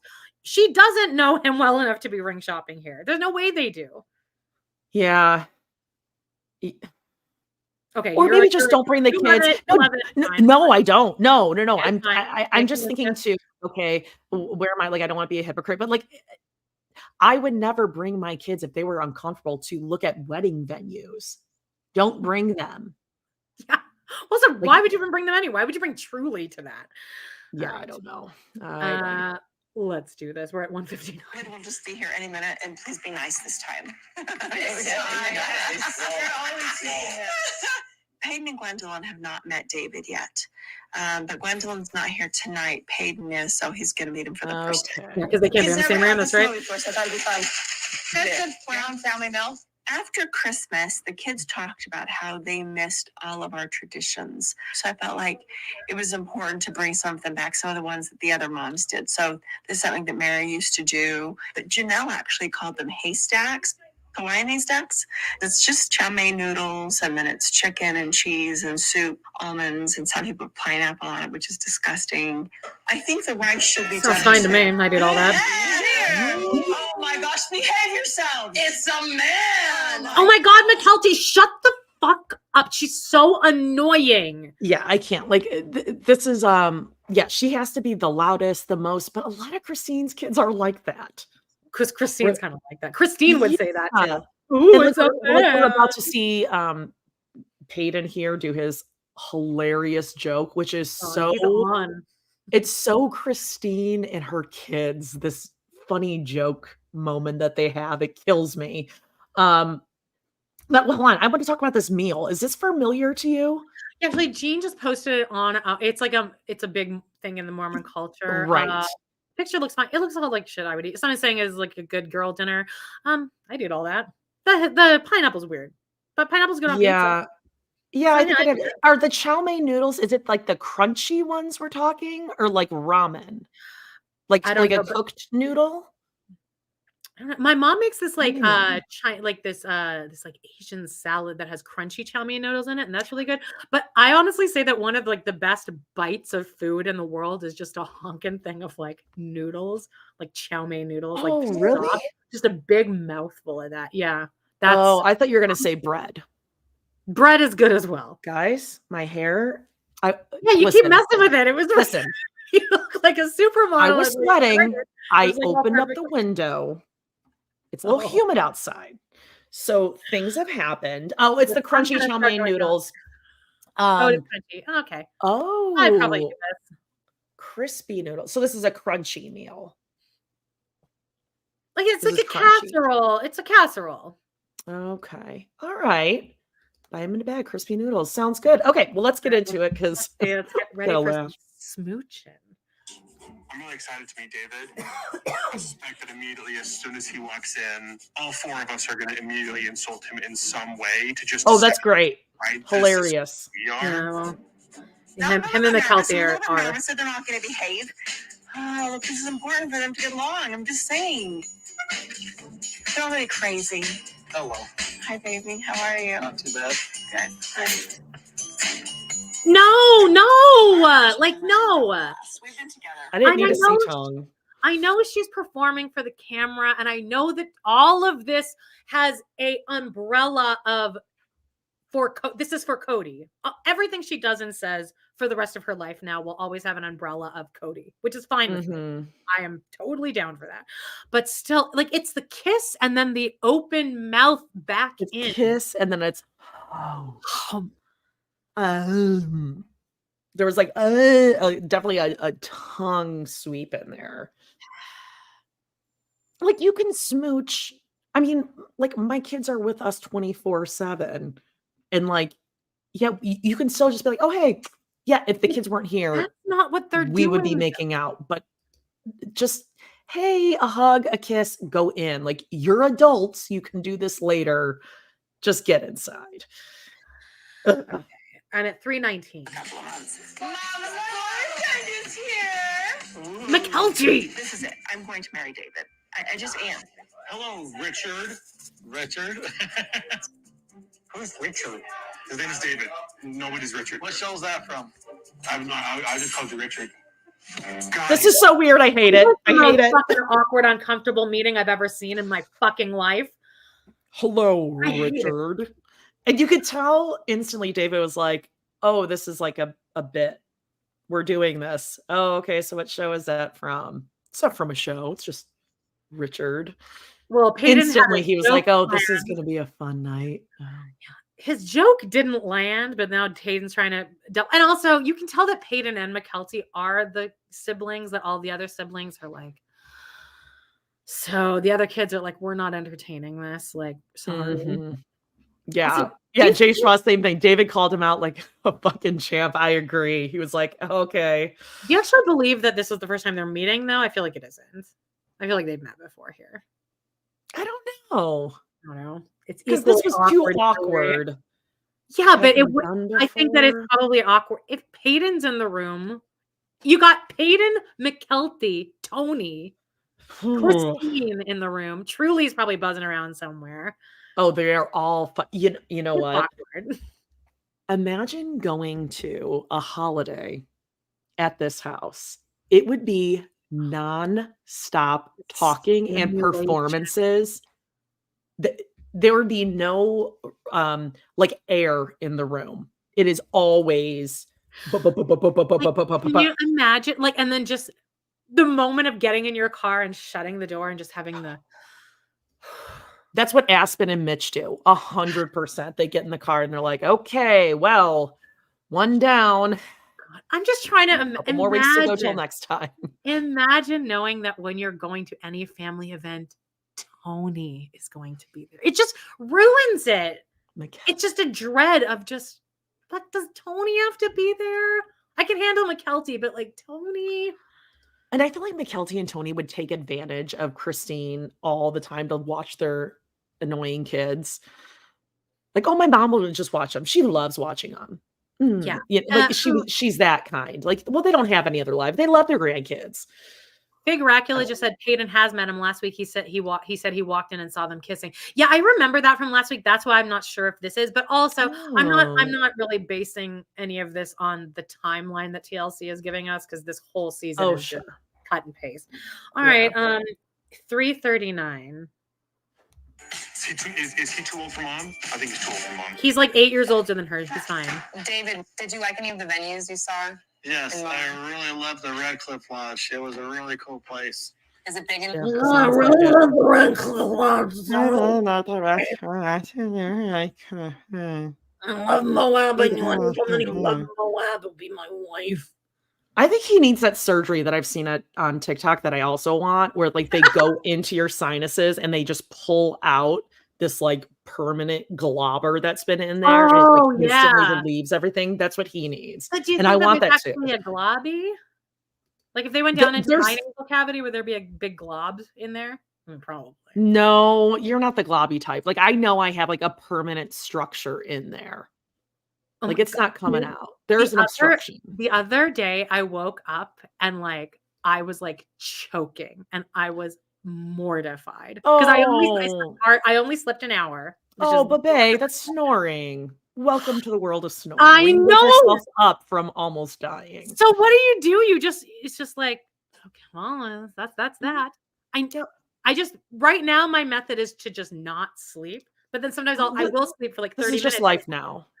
You're in your 40s. This is just life. It is so embarrassing, and then I like can't like I woke up like that. Yeah, like coughing. Well, yeah. Well, again, like, what do you want me to do? Not breathe? I mean, I'm trying to stay alive over here. When I was drinking, I never used to snore because everything's like relaxed. Well, because I'm so out. Like I just like you probably were snoring your hardest, but you just didn't know. No, I know I didn't. Used to snore because people used to I used to have people that slept with me. Anyway, well, that's must have been nice. 3:51 for the 700 guests she'll have. You're talking 700? I don't think they're 700. Yes. No, I can believe it. Ours was 400 plus. No one cares about your. No, you invited 400 plus, and like 170 showed up because we saw the wide shot of the wedding. There was like 2 entire sections of empty seats because people might have gone home or not gone outside for the ceremony because it was like 12 degrees outside. 2 more episodes on our recaps till we get there, by the way. I'm so excited. Yeah, if people are saying it's sleep apnea, yeah, probably. I'm not. Should I go to a study? Send us some dirty text. Well, I mean, it's free. You have insurance, so yeah. You'll get like a sweet CPAP machine. I'm not getting a CPAP machine. Like that is not the solution. That's not the end goal here. Oh, I remember when I used to say that, and now I look forward to it. To a CPAP? I'm sure I'm going to sleep so soundly when I'm ready for it. All right, well, let me know. I mean, hey, this is me. By the way, Tony looks great. She sleeps with him with that. He produced twins. He came so hard. Oh, Ew. And she was just dropping eggs for him too. Just like, oh, can't produce enough those two. Of course, those two get pregnant easy. Like out of all the like millions of people in the world who would love to have children. His sperm and her eggs are like resonating for each other. They're like, sick. Okay, I'm just like looking at him, imagining like just sweat droplets of his hair pooling in like the frizz and the sheets. I know they don't change their sheets. Now the time on the clocks here say 3 o'clock or 3:30, and this is making me nervous as somebody who hates social interaction because that's a really awkward time. Because food is probably not coming anytime in the next hour or so. So you got at least 2 hours here of just small talk before. I don't know. It looks like it's all ready to go. I think Christine wants them all to eat, and then they can all go bye-bye so she can go fuck David. She's like, eat your shit and leave, Tony. Oh, no, Tony's going to overstay his welcome, though. Oh, my God. They are the last. Jane Wickline song that she did on SNL about not getting the hint that a party's over. You're so right. I'm at 4:02. I have that too. So yeah, that's right. There's polygamy on your side. David actually has 2 sisters who lived polygamy. He never did or wanted to or anything like that. And his sisters don't live it anymore. They haven't for like 30 years. Oh, because it doesn't work. My oldest sister, she got divorced from her husband. The way he's about to say this is so weird. Did you notice that? The way he like explains this? Here. Okay. My sister kind of got divorced, but it wasn't really divorced, and then her husband passed away. So that's how she got out of polygamy. It's like, okay. Oh, you're saying like just how it ended? Just the way he like worded that. Well, they were kind of divorced, but then they weren't, and they died. So lucky for her, I guess. That's how she got out of it. Yeah, he does a kind of a monotone manner. No. Speaking of people, do you think he sleeps with a CPAP machine, or he should? Oh, he probably needs one to like force the snot like to dislodge, and then I think he has a good chance of getting it out. Okay, all right. Yeah. Smash that like. Oh, thank you. October. That's October. That's the day before my husband's birthday. Okay, well, it's not about you and Tony right now. And who gives no one fucking gives a shit about your dumb husband. The day before my husband went. But David's not having it. He's like, well, we're not celebrating his birthday, so. See, okay, if I feel David, obviously, I'm sure he hates Tony. How could you not? So I hope that he does give Tony some shit. I hope he doesn't like, because I think Tony's like, I don't know how to read this guy. I don't know how to. McKelty would be the type, though, that would be like at the rehearsal dinner and be like, everyone, I just want to sing happy birthday to my husband. It's Tony's birthday. Like, she'd make a whole to-do about it. Where anyone else, they're like, yeah, I'm an adult. I really don't like talk about my birthday anymore. Like, where most people would be like, oh my God, please don't say anything. I did when I was doing 9 to 5, I think I had my birthday fell in the same week as this other girl. And I was like, I don't really give a fuck because I'm turning like 31. Like, I don't care. But she like made the whole week about our birthdays, and she went and bought both of us cakes and decorated them. And then I got thrown into this. And I was like, so then I seemed like I was like this desperate person. She's like, Amanda and I love having our birthday month celebrated. And you're like, then what am I supposed to be like? I don't want a part of this. Like, so like she like, brought like things and like invited people to like a joint party. I'm like, I don't want this. Yeah, I don't, yeah, exactly. Now people are going to look back and be like, remember how much Amanda hyped up her 31st? Oh, Amanda's one of those people that loves her birthday. Yeah. That's what you are. Yeah. Yeah. I'm at 4:43. Celebrating his birthday, okay? No, don't do it. Uh-huh. Do it. So we're looking at October in Moab.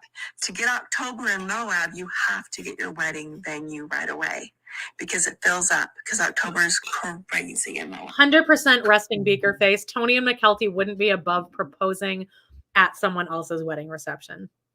Hey, that happened at my wedding. Oh my mother. Sheena and Brock almost did that at a James Kennedy and Raquel's engagement party. And then Lala told them, and then it turned into a huge fight. It's a pretty good episode. Yeah. All right. 4:58. So yes, we are getting married. We have a wedding date, but we're not engaged yet. I am surprised by how fast things are going. My mom did just get out of a 25-year relationship and then starts talking about getting married. It does seem really, really, really fast. Does David need to ask your dad for a blessing? Because that's how it works, right? David did ask my dad. Shut up. Wait a second already. David asked Oh, remember when Tony asked Kody for his blessing and how well that went? Well, even just the gall that Tony and McKelty have being like, oh, so isn't it a little too soon? Shouldn't you date longer? I don't know. October. Oh, you should wait 5 months. The whole reason they were saying that was because you wanted them to pay for your 400 people wedding. And guess what? They're the adults. They're the parents. They can do whatever the fuck they want. Where are we? Wait, how many more episodes? So we just did I Will Survive. And then next week is the rehearsal. And then the week, well, then 2 weeks because it's 2 parts. Yep. The whole season is an hour and a half episodes. Yep. We were coming up on it. Wow. Yeah, this is wild that they like think that they can like give them a hard time now. No. I think Tony, in a way, reminds me of Big Dick Chris, my ex-boyfriend, who I still like. He was nowhere near as bad as Tony, but he had a few quippy things. Like I always felt like I had to be like on guard whenever I brought him to a social event because he would say he would say shit like this just to be like bombastic or like get a rise out of people. So I always felt like I had to be kind of babysitting him the whole time. Whereas McKelty doesn't even do that. She's like, no, this is great. Say that. Yeah. She encourages him to do it. Yeah. Yes. Like, this is cool. They don't even discuss it afterward because to them it's nothing. They had a great night. Talk to people. Yeah. Oh, my mom and David love us. They love hanging out with us. That's what they think. How about this? America loves us. Oh, I just got chills. I got actual goosebumps. They must think that they keep coming back. I don't like that story, babe. The Patreon thing. I mean, I guess that's hey, is it Shanna? Or Shanna? Skeens. Thank you for the super sticker. Appreciate it. I like that name. Skeens. I'm rewatching Real Housewives of Beverly Hills with Adam. He's never seen any Housewives, and he's doing it. We're on season 3, and Sheena and Lisa Vanderpump's whole Vanderpump's Rules cast are now like they're season 3. Oh, maybe maybe. Okay, I would be interested in that for sure. And Sheena does not look good. Sorry, that is the worst. She is the worst. Well, I was gonna say, sorry, I know you're not Sheena, you're Shanna or Shayna, but your last name like Skeens, it just made me think like Sheena mixed together, and she's just like a mess. But yeah, let's see what else Tony and McKelty have rehearsed. What else do they have up their sleeve for us? 529. God, if he could marry me, it meant the world to me. So he had gotten along really well with my dad. He was like, it was a great conversation. And then David's like, so I'd like to ask for your blessing. And my dad just reaches over and he goes, yes. Her dad so clearly hated Kody because even at the wedding, he's like, he was crying to me. How did I lose Christina? Yep. I was like, I mean, I love that. Knowing that her dad is a polygamist and probably a huge piece of shit just in that, right? I still like knowing that he's like, no, Kody was really abusive to women. Yeah, like even someone who like believes in this probably, well, maybe was not the best to their wives. Christine's mom divorced him. Even he's like, Kody's that was good news. I've never seen anything that was dark. All right, Tony's about to say something here. My dad's like, yeah, of course you can marry Chris. That's great. You can marry Chris. Chris, that's cute that he calls her that. Just like that. And then my dad made him a plate of food and brought him a plate of food. Grandpa, who takes 10 minutes to rise from a chair, got up to make him. Isn't he like dying?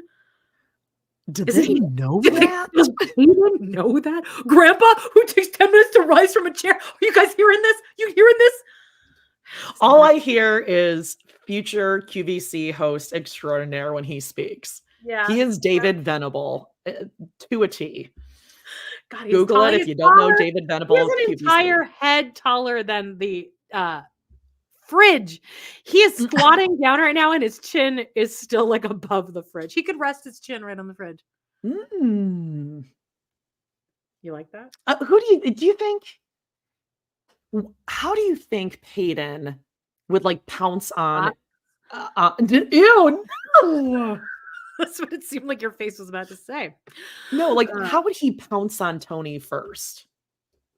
Pounce on Tony first. Yeah, like if you were gonna beat him up, what would he go Oh. for first? I think he would just do this, and Tony would back off.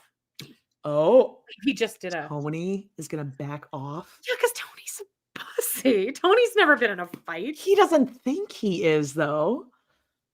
I think if you came at Tony, he would immediately back down because he's all Like, bad. whoa, what you doing, bro? Dude. What you doing, bro? Yeah, I was just kidding. Kidding. It's all cool here. How cool. It's my birthday. Okay. Ooh, headlock. Catherine got it. Total headlock. That's such like a dude from a family with a lot of brothers. Headlock. You're so right. I just like have to picture it. Or like a headlock with like a severe noogie where like all his hair gets intertwined and like just knotted up something from really it. like sophomoric. That's just like, no, I don't even need to Yes. fight you. Like I can flick you away.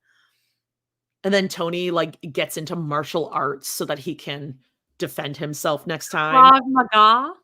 Tony would get into Krav Maga and then talk about it all, insert it into every. I was just gonna say he's gonna like invite and be like, "Hey Peyton, you wanna meet me up at the dojo? Let's take it to the dojo, bro." In The Sopranos, between seasons, the guy that plays Vito, the one that me and Brad met on our honeymoon, and he's like, "You dropped your weed." Oh that yeah, guy lost not a Slow bunch of- Bobby. That's not Slow Bobby. No. Okay. This is Vito. He had a gay storyline. But Mm. he lost a bunch of weight between the seasons, and then it became like a storyline. But Oh. it's the way they wrote it was so funny because like every time Vito is in a scene, he brings up like weight loss and stuff, and all the other guys are like, That's so true. Yeah, That's it is so so true. true. This is my entire personality. Uh-huh. How do you know someone Krav Maga's? They won't tell you They'll anything let you else know. except Krav Maga. They will introduce themselves. Amber Portwood. I'm at 6:02. God, there's a lot of clutter on that counter back there. I cannot. All right. 6:02. I know. Only me, nobody else. Yeah, it was cool, but it was a really, really good experience for sure. It's getting serious. It's getting serious. Getting It's been serious. serious since you guys went on your first date and you got mad that he wouldn't kiss you. Why are we talking about this? Yeah, gosh, McKelty. Look at second date. We went to see The Little Mermaid. Okay. There's a song, Kiss the Girl. It's all about all these little animals swimming and singing, trying to convince him to kiss her. It's a So I texted you. I said, "Who do you think would be more annoying to sit at the Little Mermaid next to, Christine and David, or Abby and David?" Abby and David from Love on the Spectrum, also TikTok fame. I can't believe they went to go see The Little Mermaid. Was it like Two a adults. screening? Yeah. Which I get, like the Disney live action stuff. yes. It's a thing. It wouldn't be my choice for a movie. Certainly not a first kiss during Little Mermaid. Kiss the girl.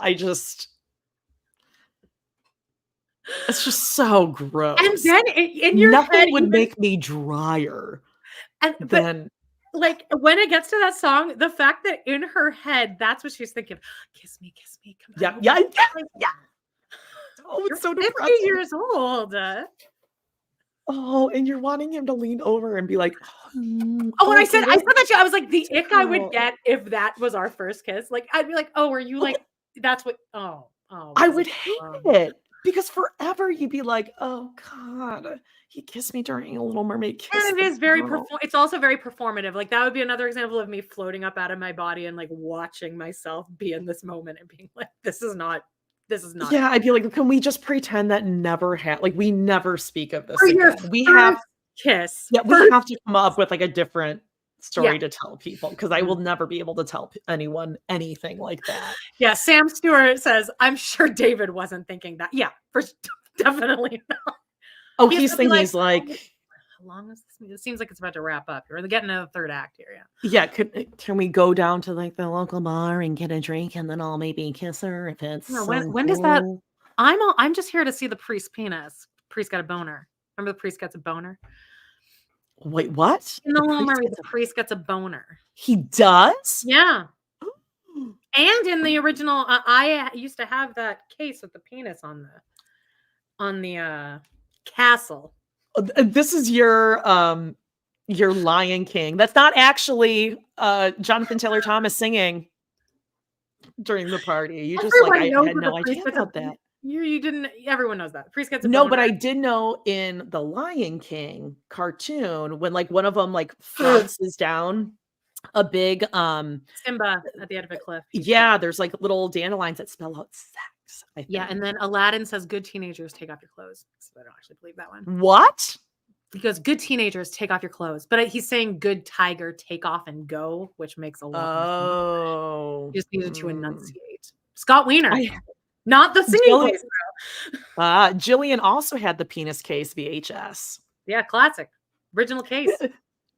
Just think like the difference of this generation now that has access to probably like all of the worst dark web disgusting porn, and we were like, oh, there's a cloud that if you squint it looks like it spells out sex. Yeah, the priest's pants kind of like jet out for one frame. Crazy. Whoa, oh my god, people totally remember this. Yeah, right on top of the castle there's a phallic shaped top. I love knowing that there's like the animators at Disney are a little cheeky. I love penis in there. Those perverts. I love it. It's a great work environment. All Let's right. hear about it. What's happening? Hang on. It's the perfect opportunity to kiss a girl. It's a perfect opportunity to kiss a girl. God. No, it's not. No, it's not. Okay, it just is. And he didn't. You're I'm not that type of 50. guy. I'm gonna be a gentleman and I'm gonna wait, and she just has to wait too, whether she likes it or not. I don't really like I that. was married to a guy for like 20 odd years with so much uncertainty, and I am not entering a relationship with uncertainty. The third date, he made up for it. It's fine. You kissed on the second date? Third date. We kissed on the third date. Oh, you kissed on, wait.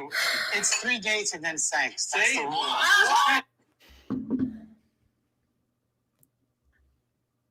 I know. Like I say, You were crazy in front of your things. wife. These are your in-laws. These are your in-laws. You are a guest here. This is not appropriate to be talking about. This is your mother-in-law and her sex life. In front of a man you may or may not be meeting for the first time. It's time to like get the shepherd's hook, get it around his neck, and pull him out of there. I can't believe that Aspen at some point hasn't been like, Tony, enough. Yes. One of them needs to. And again, like I would say that to my brother-in-law or whatever. I would have no problem being like, what are you doing? Because I will be so polite until it's that breaking point, and then like I would 100%, and then I feel guilty about it the whole rest of my life probably. Well, not only that, but like it's disgusting because now we know that you guys had sex after 3 dates. But also Tony, I think, still really wants everyone to believe that he's this Casanova, like he had all the flavors, he's getting around. It's like we can see you and have met you and know your personality. Like none of us are like, Tony got some pussy in his Tony 20s. was probably like Petey at that MTV Fat Camp episodes we watched, where he was like borderline, or he was completely inappropriate, where he was like, yeah, you kiss her, you get in there, you kiss her. And he would like just mind fuck everyone and be cruel about stuff. That's how Tony is, where he thinks he's the puppet and we're all the masters. Hey, here's a good point by Marsha. Does he know there are minors present, including his own daughter? Yeah. Who is in the room? It just showed her wandering around. She's old enough to walk around and have conversations with. Gross. That's your parent. Yeah, you're talking to your mom Yes, or your and they're new. mother-in-law about her Yeah. vagina. He's just not funny. Like, it's just not. Just Inappropriate does not equal. I'm like doing the equal sign with the slash. Does not equal funny. It can be. Yeah, Right? It's like I dogs love are a- I mammals, love but a not all blue mammals are joke. dogs. Inappropriate does not always mean funny. Again, like if he had worded that in an actually funny way, I don't mind. It's just how blatant it is, and just And he's calling you. He's like, no, it's actually a 3-day sex rule. Like, oh, and you no can one was see asking before you. he's setting it up too. He's like, wait, so you kissed on the second day? Like he was like working the joke up. Like, wait, but okay, right? Third date Uh-huh. sex. Yep. Okay. Oh, Aspen and Mitch have to hate them so much. Yeah, Mitch is like in the back corner, like, Yeah. yep. Oh, he's looking at his watch. They have like a 3-hour in and out rule. Oh, and they where have it's a like series 3-hour of like max. of baseball, like Yeah. yeah, like, yeah. Auga. Yeah. All right, I'm at 7:06. I had a Tony in my throat there. I think that my siblings and I were all very much humorous with each other. We're all quick-witted. For somebody to Oh, yeah. Self-appointed. We're all quick-witted. We're all hilarious. One person. Actually, out of all the years I've watched Sister Wives from the beginning, all the years spent recapping with you, listening to other podcasts, I can confidently say I have never once heard anyone on this planet say Christine's kids are quick-witted. Are any of the Browns quick-witted? Probably the boys. Hunter, Garrison, Logan. Oh, Gabe. yes. Yeah. Yeah. Janelle's Janelle's family. boys. Janelle's family. Leon, maybe. Maybe Leon. None of That's Robyn's kids. Todd. Robyn's kids, you can't even crack a joke in front of them because then they were never accepted. Remember when Leon sat in their brand new The yoga car pose? that they got? No. In front of Meri's house in the cul-de-sac on Christmas Eve. Yeah, that's such an because Amanda they were moment. sad though. they couldn't I move feel in. so bad for them that was caught up because like I would so have done that. And they really thought that like the mortgage They lending did company think would that. learn of this news on Christmas Eve night that there's a youth sitting outside their home. I they get want it. I to get move it. into Hashtag it. clam bake. Never forget. Yeah, That was a good episode we did with Surviving Sister Wives. Some people weren't liking it, but a lot of other people did. Yeah.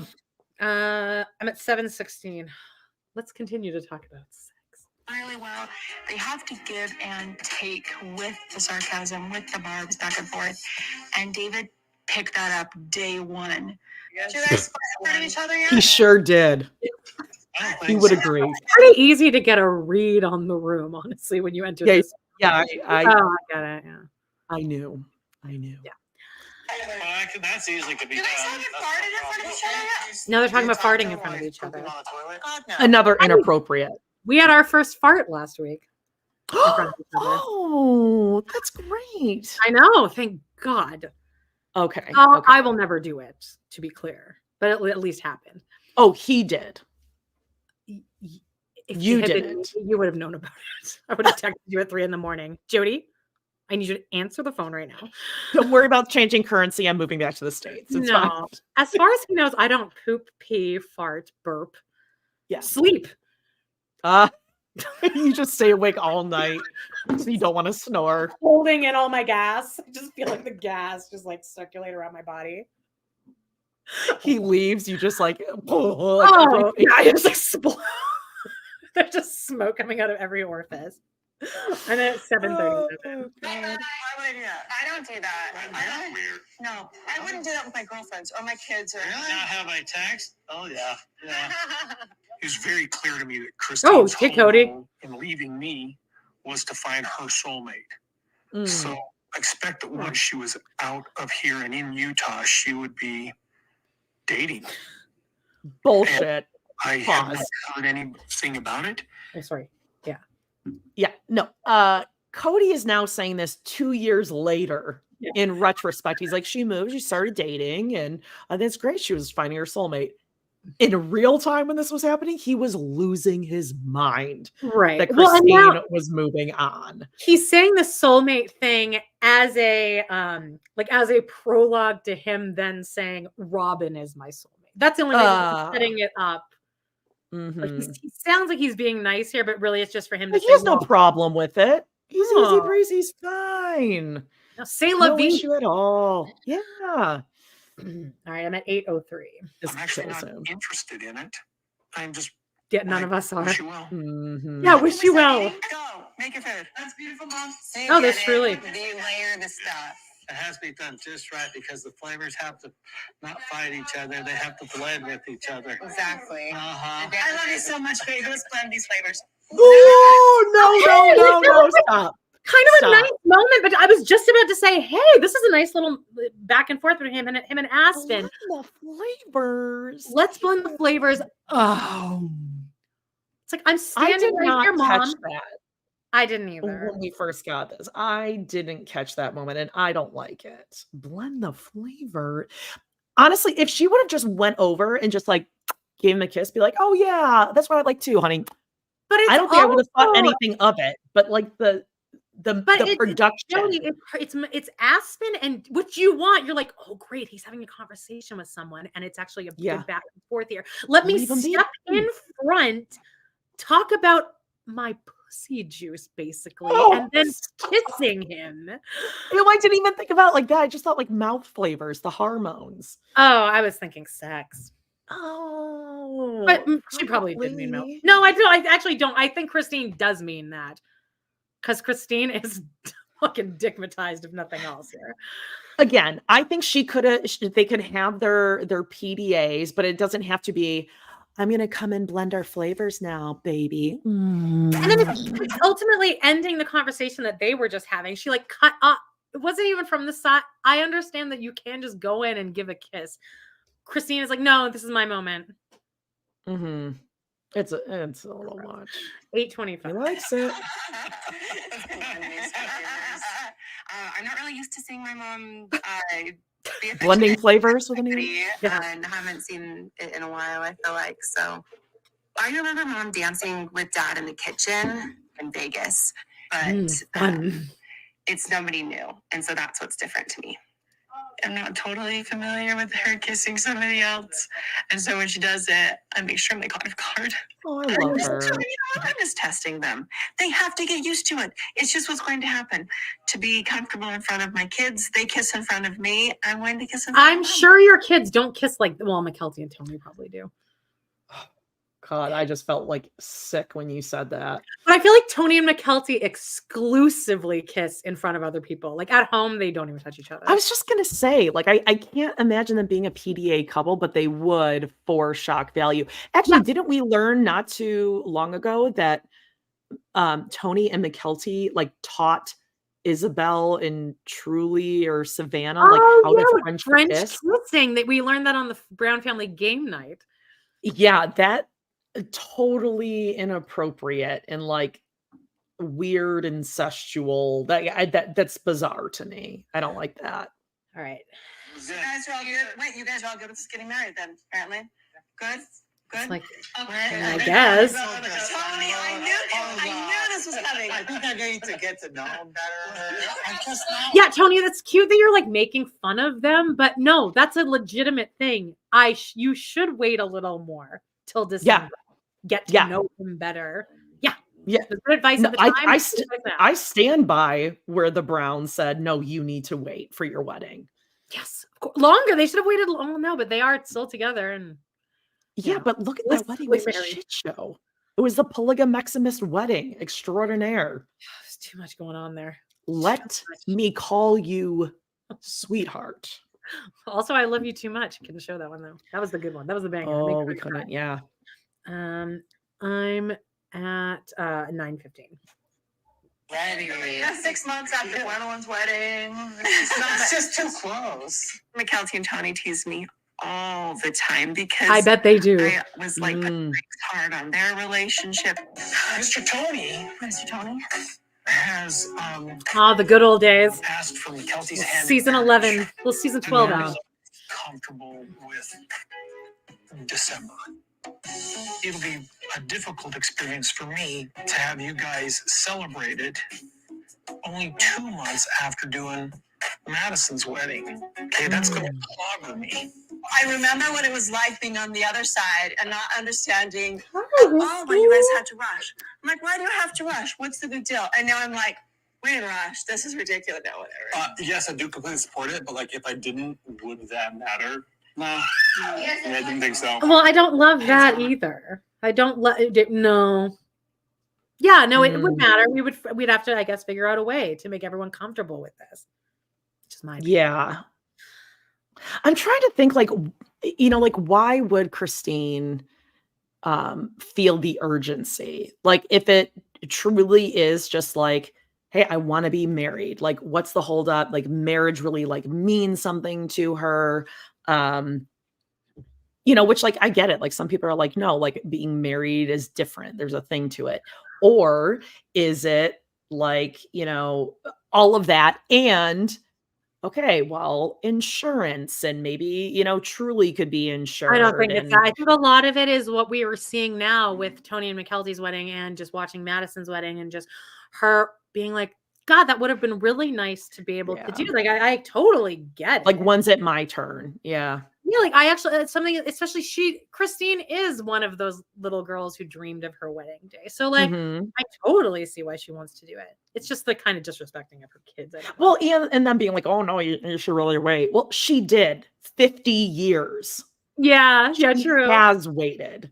Like, she's had her kids. She's like started her life. Like now, and you know this too. Like at this point in your life, like time frames on things are totally different. Like it just like like an age gap is different at their ages than it is at like Caleb and Madison, right? Yeah. So you can't compare. It is totally different. It's not the same. I'm at 10:10. And Isabel's having a hard time with how fast we're moving. She likes David, but she just thinks it's moving really fast. When are you meeting Janelle and her boys? Next weekend. Yeah, next weekend. Yeah. All of them are. Whoever can make it. Janelle fully supports this relationship. I sent her a picture of David and us together. And I think Janelle fully supporting the relationship is just Janelle going, oh, it's nice. That's good. That sounds great. Oh, good for you. Yeah, I think sounds great. He was nice, I guess. Yeah. Oh, fine. You met him on the World Wide Web. Who knew? Oh, David's going to be there. Yeah, that's fine. Sure. I'm at 10:31. Talk with her about it. She's going to meet David next weekend too.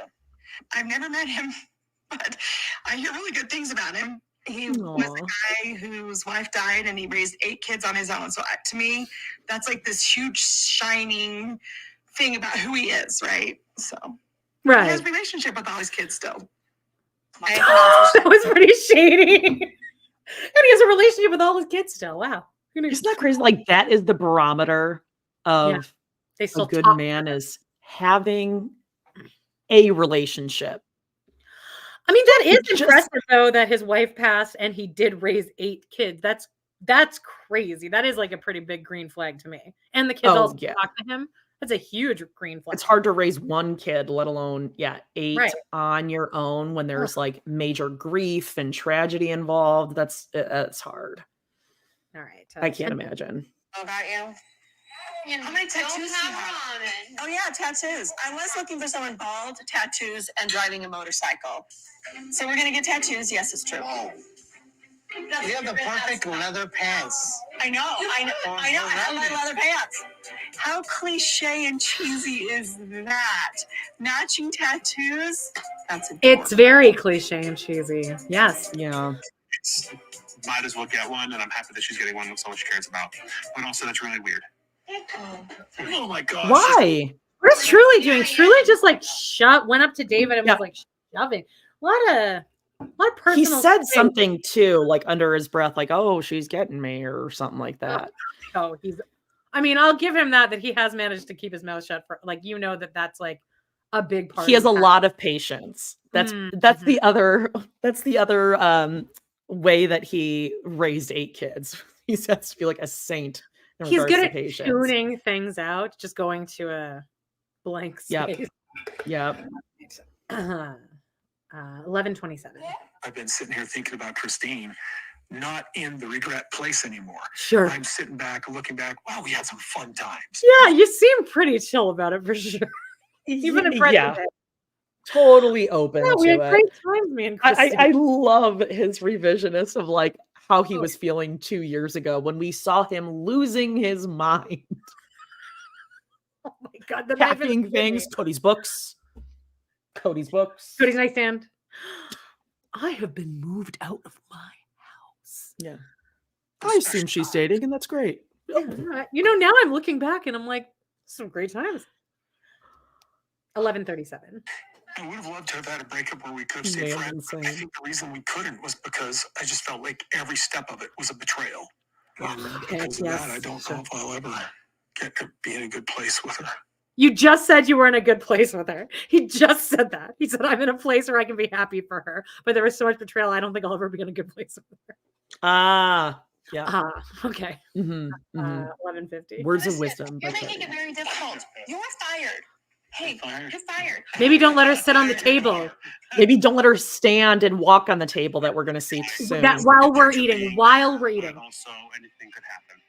Yeah, I just still feel like it's moving fast, a little bit too fast. It makes me happy to see my mom happy. But do I think it's fast? Yes. This is how all of America is feeling. Like, of course we're happy for her, but good Lord, it's moving fast. Everyone. Yeah. Yeah. Aspen is so polite. She's like, that's good. But 12, yeah, I can't with Tony and McKelty's daughter standing and walking on the table. It's normal. They've normalized it. I don't know if you're gonna be able to see this, but I mean that is not. Oh yeah.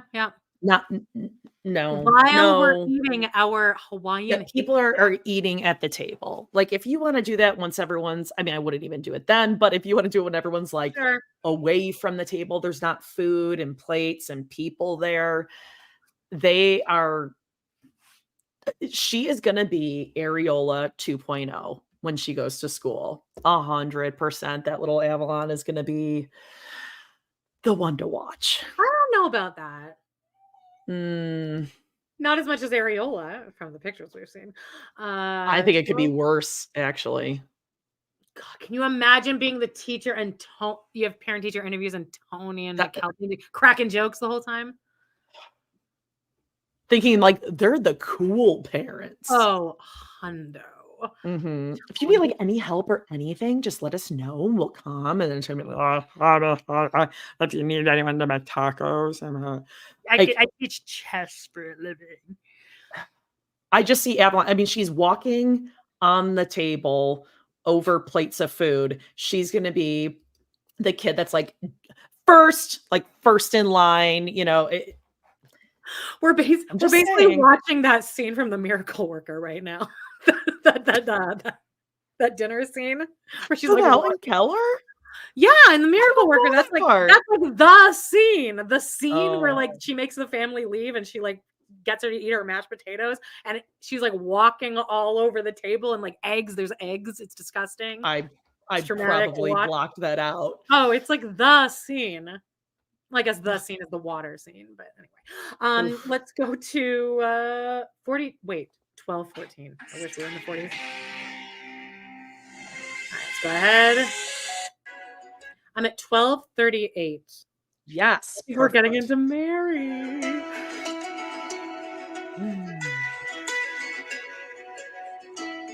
Oh no, we're in Kody and Robyn.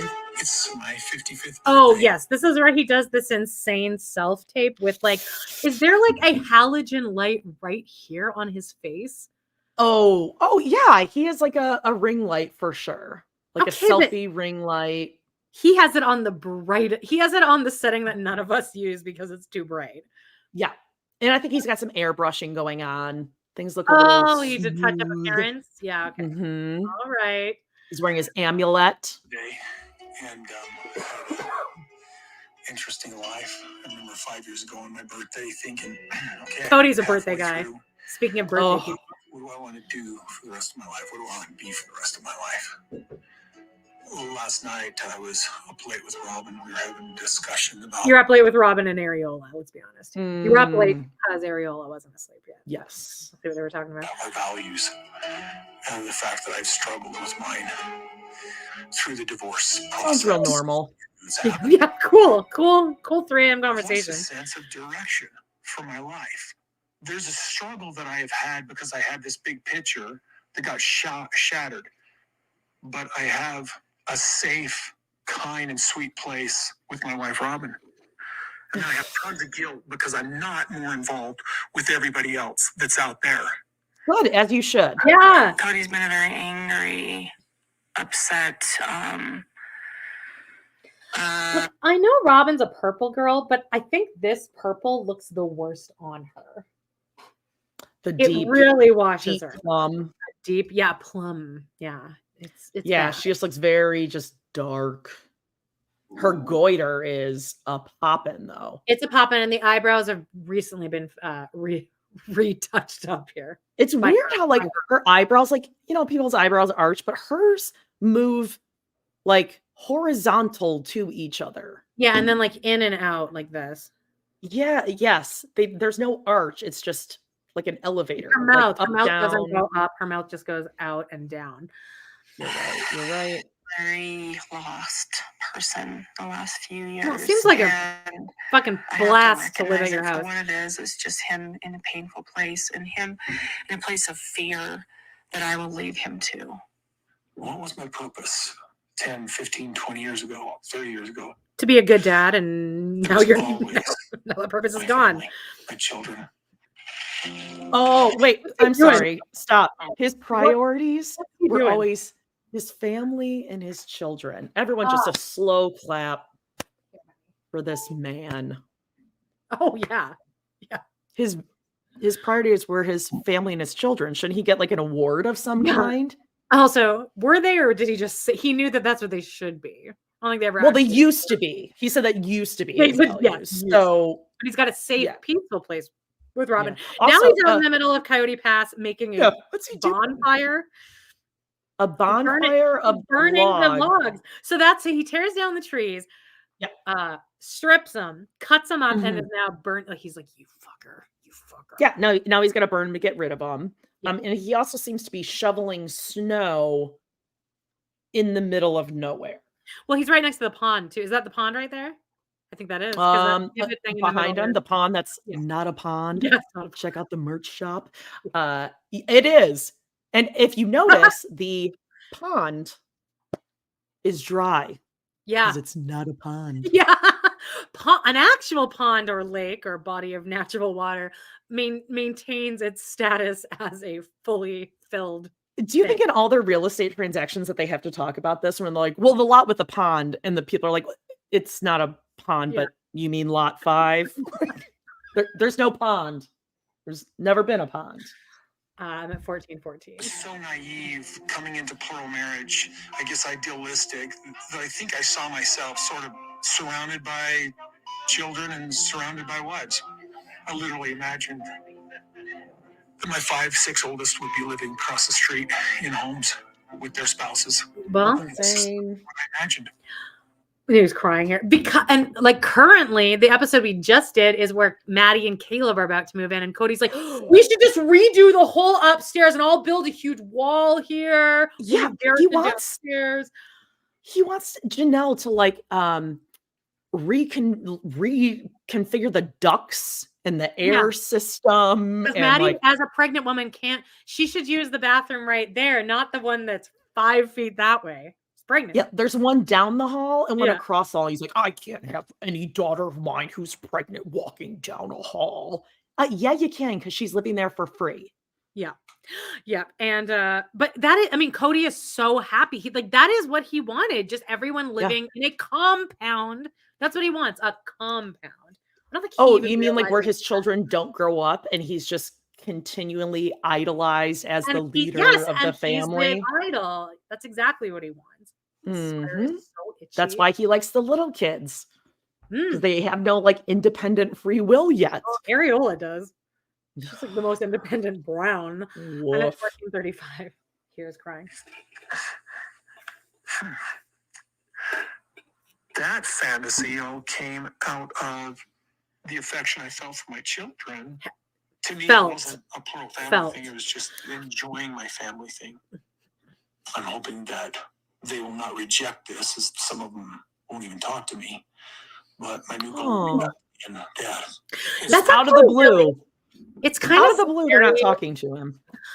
I think it's scary that he's actually saying this out loud, that this is what his goal is, because that is actually what they're doing with their kids right now. I know, with Robyn. That to hear him really say that out loud, that this is the goal.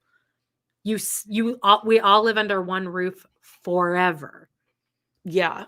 And that, like, it's basically saying, like, we want our kids to have like failure to launch. Yeah. We never want them to arrested development. Want to leave. It would make sense for them to stay here based on their needs and wants. And it isn't like they're not, I don't want to like get into their new house stuff, but isn't that the whole thing? Like there's like a guest house or something. Yeah, and there's an RV. Yeah, because they're saying that Handsome Alice is probably going to move in.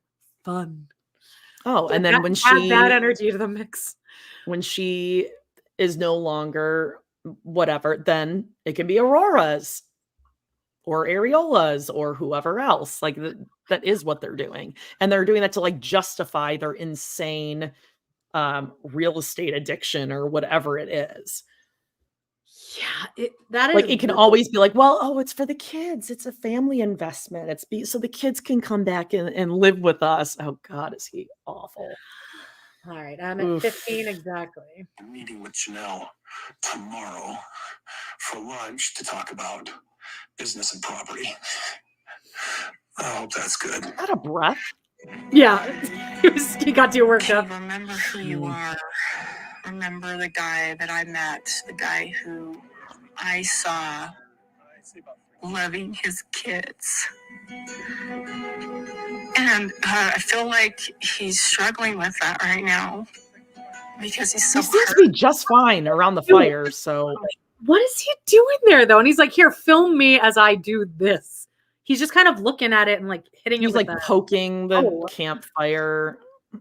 But what is that? Is the point there to just burn the logs? I thought you were supposed to sell the logs. Isn't that why he's so obsessed with the logs? This is Kody working. Remember when Robyn was like, oh, he's gone all day. He's not at my house. So I know he's visiting you, Janelle. That's what he's doing. He goes, he like rolls some logs around, lights something on fire because he's like a 12-year-old.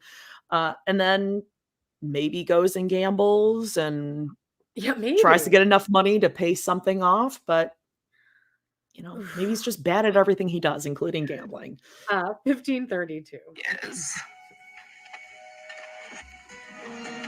Yeah, get that fire code. So that'll be my new thing. Today is my 55th birthday, and I have with God. That's why he's crying, because this is his 55th birthday, and his whole family's not there to celebrate. Yeah. That's why he's upset about. He's having a little pity party. 55th birthday. Covenant form. Reasserted myself to, from here on out, be the loving father and the dad that has always given me purpose in my life. Onward and upward with the goals in life and making my family whole again. That's my desire. All right. That is my desire. I think we're in Parowan. What do you think? Oh. Maybe? Oh, no. No. No, we're not. We're back with Christine and David. When are we getting... See, this is how bad they are, where I'm like, can we get to Meri's fucking carriage house, please? No, we're back with Christine and David. I hated everything about their choices, and I can't wait to talk about it. Oh, I have no opinion on rings at all. They all look fine. I do, I unfortunately. wear rings because my sensory issues. My fingers are really fat. 1628. Oh my gosh. So here we are, and today we're going ring shopping. So we're not engaged. We're just looking at rings. Hi, I'm Lisa. Thank you so much. Nice to meet you. Congratulations. Thank you. But I've never gone ring Well, shopping. thanks, but we're not. Congratulations for what? They're not engaged yet. Yeah. Like time spent doing things. So I love the idea. Love the idea of ring shopping. I talked to you on the phone and I knew that you liked the marquee cut diamond. So I bought marquee cuts, different sizes. I have no idea what's popular, trendy, modern. All I know is what I like. And it's the diamond shape specifically. And then it's just some different colors of metals. Those ones. I like those ones, I guess. Those. Oh, you mean the ones that are not ugly? The ones that Christine did not design? I like it where it's just like a band and then just boom. There's the okay. L. Bashu, thank you for saying this because, and yes, the hair's going up. Okay. Zoom it out. The ring is atrocious. Totally agreed. I'm shocked. I am appalled. I'm shocked that this jeweler wasn't like, are you sure? It's awful. You don't even remember what it looks like? I'm not a marquee fan. I think it's a very specific look. And I think you got to be careful with it. And I can see Meri liking a marquee, but I actually believe that she comes in and says, I don't like marquee. Yeah. Uh-huh. But I can see that. Or what would you no, Janelle says she likes a gold band. So yeah, perfect. Which I do actually think just like a simple band on a woman is like very classy, pretty. Yeah, Janelle definitely Janelle would have liked the little string ring that Kody gave Robyn. Yeah, perfect. Yeah. This is very Christine, even though I would never have even thought in a million years she would design something this awful. But let's see it. To gravitate more towards. Yeah, so we could make it your own design exactly how you want. We do it on a computerized CAD system now. So my first ring with Kody, my engagement ring was a Claddagh ring, the Irish wedding ring. We know it well. Friendship, and that was my engagement ring. They can give you options there. If you design it, just do 2 different options so you can sit there and look and see. Yeah, exactly. I think if I get remarried, I seriously will probably just do a gold band. I just always was more simple. I love that. Whoa, Meri is tan. I don't like a marquee. I do like Scott. I feel like if you proposed to Meri, she'd suck all the fun out of it immediately. She'd go, it's a marquee. She would immediately have a problem with what you picked. Well, this isn't the one. Yeah. Well, I guess this is what I'm wearing the rest of my life. Uh-huh. Yeah. I think Meri would be I think she'd like a square. She would do a square with like a very ornate setting to make it look like it's antique-y, but it's not. Do you think Meri will ever get married again? Like, will somebody propose to Meri Brown? No. I don't either. No. Unless it's something nefarious. Like, unless the guy is... Oh, like a Dirty John? Yeah. Yes. Yes. I agreed. So I think that actually she definitely will get remarried. Because as much as Meri likes to say, like, she's learned and whatever, no. Yeah, her judgment is still not good. Very much like Hannah on Love is Blind. That, well, I'm just direct. I'm blunt. I'm direct. Yeah, sorry. You don't get a pass because you're direct. Yeah. Other people would like to be direct, but they don't want to be assholes. Okay, let's see. Oh God, here it's gonna get bad. It's gonna get bad. This is my favorite. I like the twisty thing, like the different metals and stuff. I really like that. Yeah, I have no idea if Christine's dating. I imagine that she would be, specifically because that was her goal in leaving, was to go. No, her goal in leaving was to get the fuck away from you. The goal wasn't like, oh, I'm leaving because I am going to find a soulmate. She was like, I'm leaving because I'm unhappy. And you know what? Maybe I'll meet my soulmate too someday. That is not the same thing as saying I am leaving because I am finding a soulmate. Like, we watched her leave your ass, and she never once even mentioned anything about getting married again. She was like, get me out of here. Yeah, and like, I hope I find love because this wasn't it. And he's like, oh yeah, I was totally fine with it. Mm-hmm. Yeah, we saw how cool you were with the idea. I'm at 1801. Soulmate. To be fair, I was asked once before, well, when do you think it's okay for Christine to start dating? I'm like, the day she left. Sure. I'm so excited. Yeah, you would have been chill with that. Mm-hmm. Yeah, baby. They're more appropriate with their PDA here in the jewelry store than they were in front of her kids. Like treat your kids with that same decency of a Yes. stranger. Yeah. Then They hugged, little kiss. Totally but as appropriate. we were saying at Disneyland, they're macking out in the lines. You know they are whispering. Or she's like squeezing his butt, like his flat ass butt. Sitting on his lap. They love a posed special effects magical moment photo. What you not celebrated. I just got married. That was it. And I didn't invite a lot of people. It's just what was accepted and what was done. When you're a plural wife, the focus isn't on you, and it's not supposed to be on you. It's supposed to be on the family. But then when I left Kody, I really thought about the next relationship and what it would look like. I wanted all of it. The bridal shower, the wedding shower, and I just want to do it all. See, even like that picture they just showed with like her, Truly, and David wearing matching shirts. I have to give Truly a little bit of a pass here because this is kind of like, oh, so now I'm wearing matching shirts with this guy. Like, it's just kind of like, oh, now, like, oh, it was gonna be me and my mom for a while, but now, oh, now I guess he's part of this. Yeah. So, when my mom was single, she won't hear. This is like 2 hours in.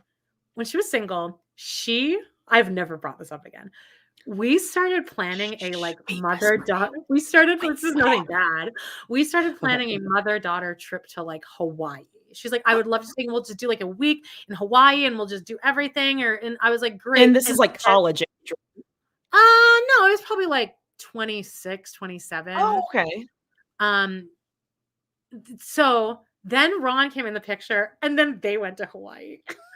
And I wasn't invited. What? And then that's kind of just what happened. It was like now her and Roan just do this stuff. And there was that little moment like for like the year my mom was single where I'm like, oh, I would love to have like these little moments with my mom. But I'm not even mad. Like I get it. Same situation. My dad treated her like shit for 30 years. And now she has like Roan. So I get it. But I still kind of see where Truly is here where it's like, oh, well. But she's my mom. This guy's here. Yeah, she's my mom. I wanted my mom for a little bit. Yeah, I get that. I know. I worry about that like same kind of stuff that like I'm like, oh, I don't want to do that. But, you're but you know what? Shirts. But on the same hand, Truly is gonna realize whether now or and kids at that age, I mean, my kids are similar ages, and it did finally dawn on them like, oh, yeah, either, I got used to mom alone for a little bit, or, it's not my real dad. But once they start like having fun and they realize like, oh, this person cares about me, we have good times with each other, it's not as scary or traumatic. And I bet you Truly over time is like, oh shit, this guy's kind of fun. Oh, for sure. A Disney World figure in my life. Like, for sure. But I know she was being really annoying last episode, but you also somebody posted this on our Facebook group that David Corrosi, the pop psych on the he did his last episode was about like, you got to give her a little bit of credence here. Just like, this is a lot for Truly. Truly's like, what is going on here? Yeah. I'm at 1847. Janelle's talking about. They should get what they want. For me, if I ever get married again, it's going to be on the top of a mountain somewhere. It's going to be simple, and I just want a gold ring, and maybe we'll get married in our jeans. Yeah, Janelle, that sounds awesome. I love that. Now I'm Meri, and I think if I ever get married, it's just immediate aggressive. Yeah, like you don't have to come here, Meri. Sorry we're bothering you. She just got a spray tan. It's kind of strange to think about those things. Okay, rings for him too. We didn't talk about that. Okay. Why am I watching this? I'm watching the guy pick out his ring now. Titanium, cobalt chrome. That one, let's see, in the middle. The black. But I like the black one there. That's nice. I like it. I like that one right there. Yeah, that's gorgeous. I like the black. Yeah, that's what I like. My first ring. It's fine. I like it. And it was all right. Married once before. I just wanted something different. What about a stripe of the black metal on my ring? You could do that. What about that? And no, don't do that. It's not going to match anything. Sometimes more is more. Just say no. Remember those? Oh my God, my mom had one. It was a Gucci watch. And it was a little circle, and it came with all of these circles of different colors, so that you'd like pop it on the top. Do you not It was remember a this? Gooch. I remember It was swatches. Gucci. I remember it was Gucci, and it was just a circle. And every day she would, because you know how matchy my mom is. There was like 15 colors, and you just pop off. I definitely remember those. Yeah, But it was definitely not Gucci in my house. But Maybe I it forgot wasn't you guys have like a lake house, and you guys are all rich you and can bougie. see our lake. I house. totally remember those. I definitely remember. Oh Yeah. yeah. Oh look, everyone's remembering. My mom The had a Gooch watch, watch. yeah.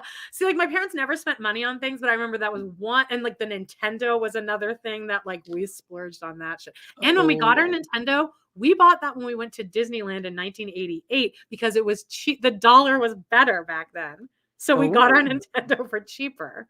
Across the border, Amanda. Wow.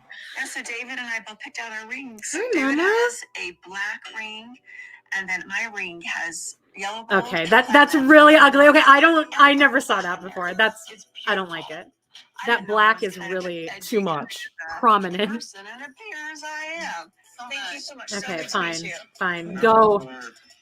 Not my taste, but Remember, we were laying there on the floor. laying on the floor. We had said I'm very dead. And I'm very unhappy. But now I'm very happy.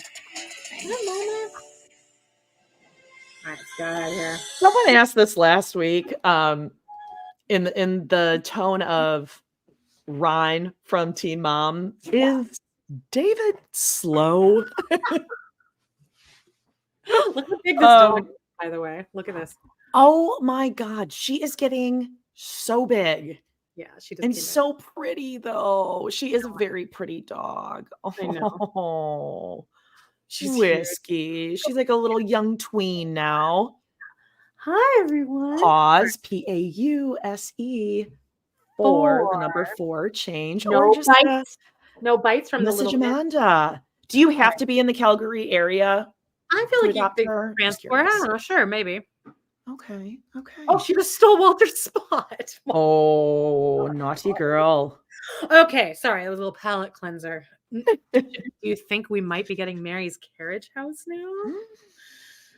Oh, Janelle and I talking. but on pins and needles. Sorry. Janelle and I Okay, we're at 2038. talking about reconciliation. Lie down. Sit down. Pipe dream for both of us.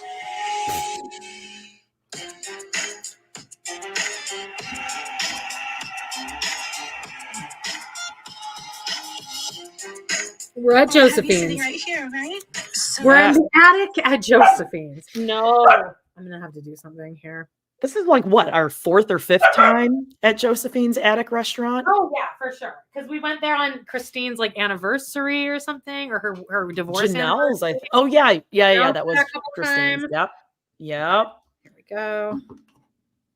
The holidays are over with, and I'm going to go have lunch with Kody. I haven't seen him in person for a long time. The clock is really ticking on this note, and we owe this money. Here we Because go. of the breakdown in the family, there is no communication. There's no cooperation. There's nothing. Hey, how's it going? Good. So, Hi. Hey, so how's it going, Janelle? God, he must have been fucking like his anxiety level driving. He must have just like tore into that parking lot. Yes, he's holding his gloves, by the way, his little driving gloves. His driving gloves. There is something about Janelle that like Kody like does have like a crush on her, or like he there's like he still has something for They Janelle. have that good sakes. I'm gonna have to put her in the crate. So give me go for it. seconds. Thanks. Yeah, let us know in the comments. I think he's still there's I don't know if it's like love for her. It's that he what's the word? Respects her in some manner, which is different than he even respects Robyn. There's just something that he gets short of breath. He stumbles over his words. He just doesn't know how to deal with Janelle when Janelle is being stoic like she's being right now. Or I don't know if that's even the right word.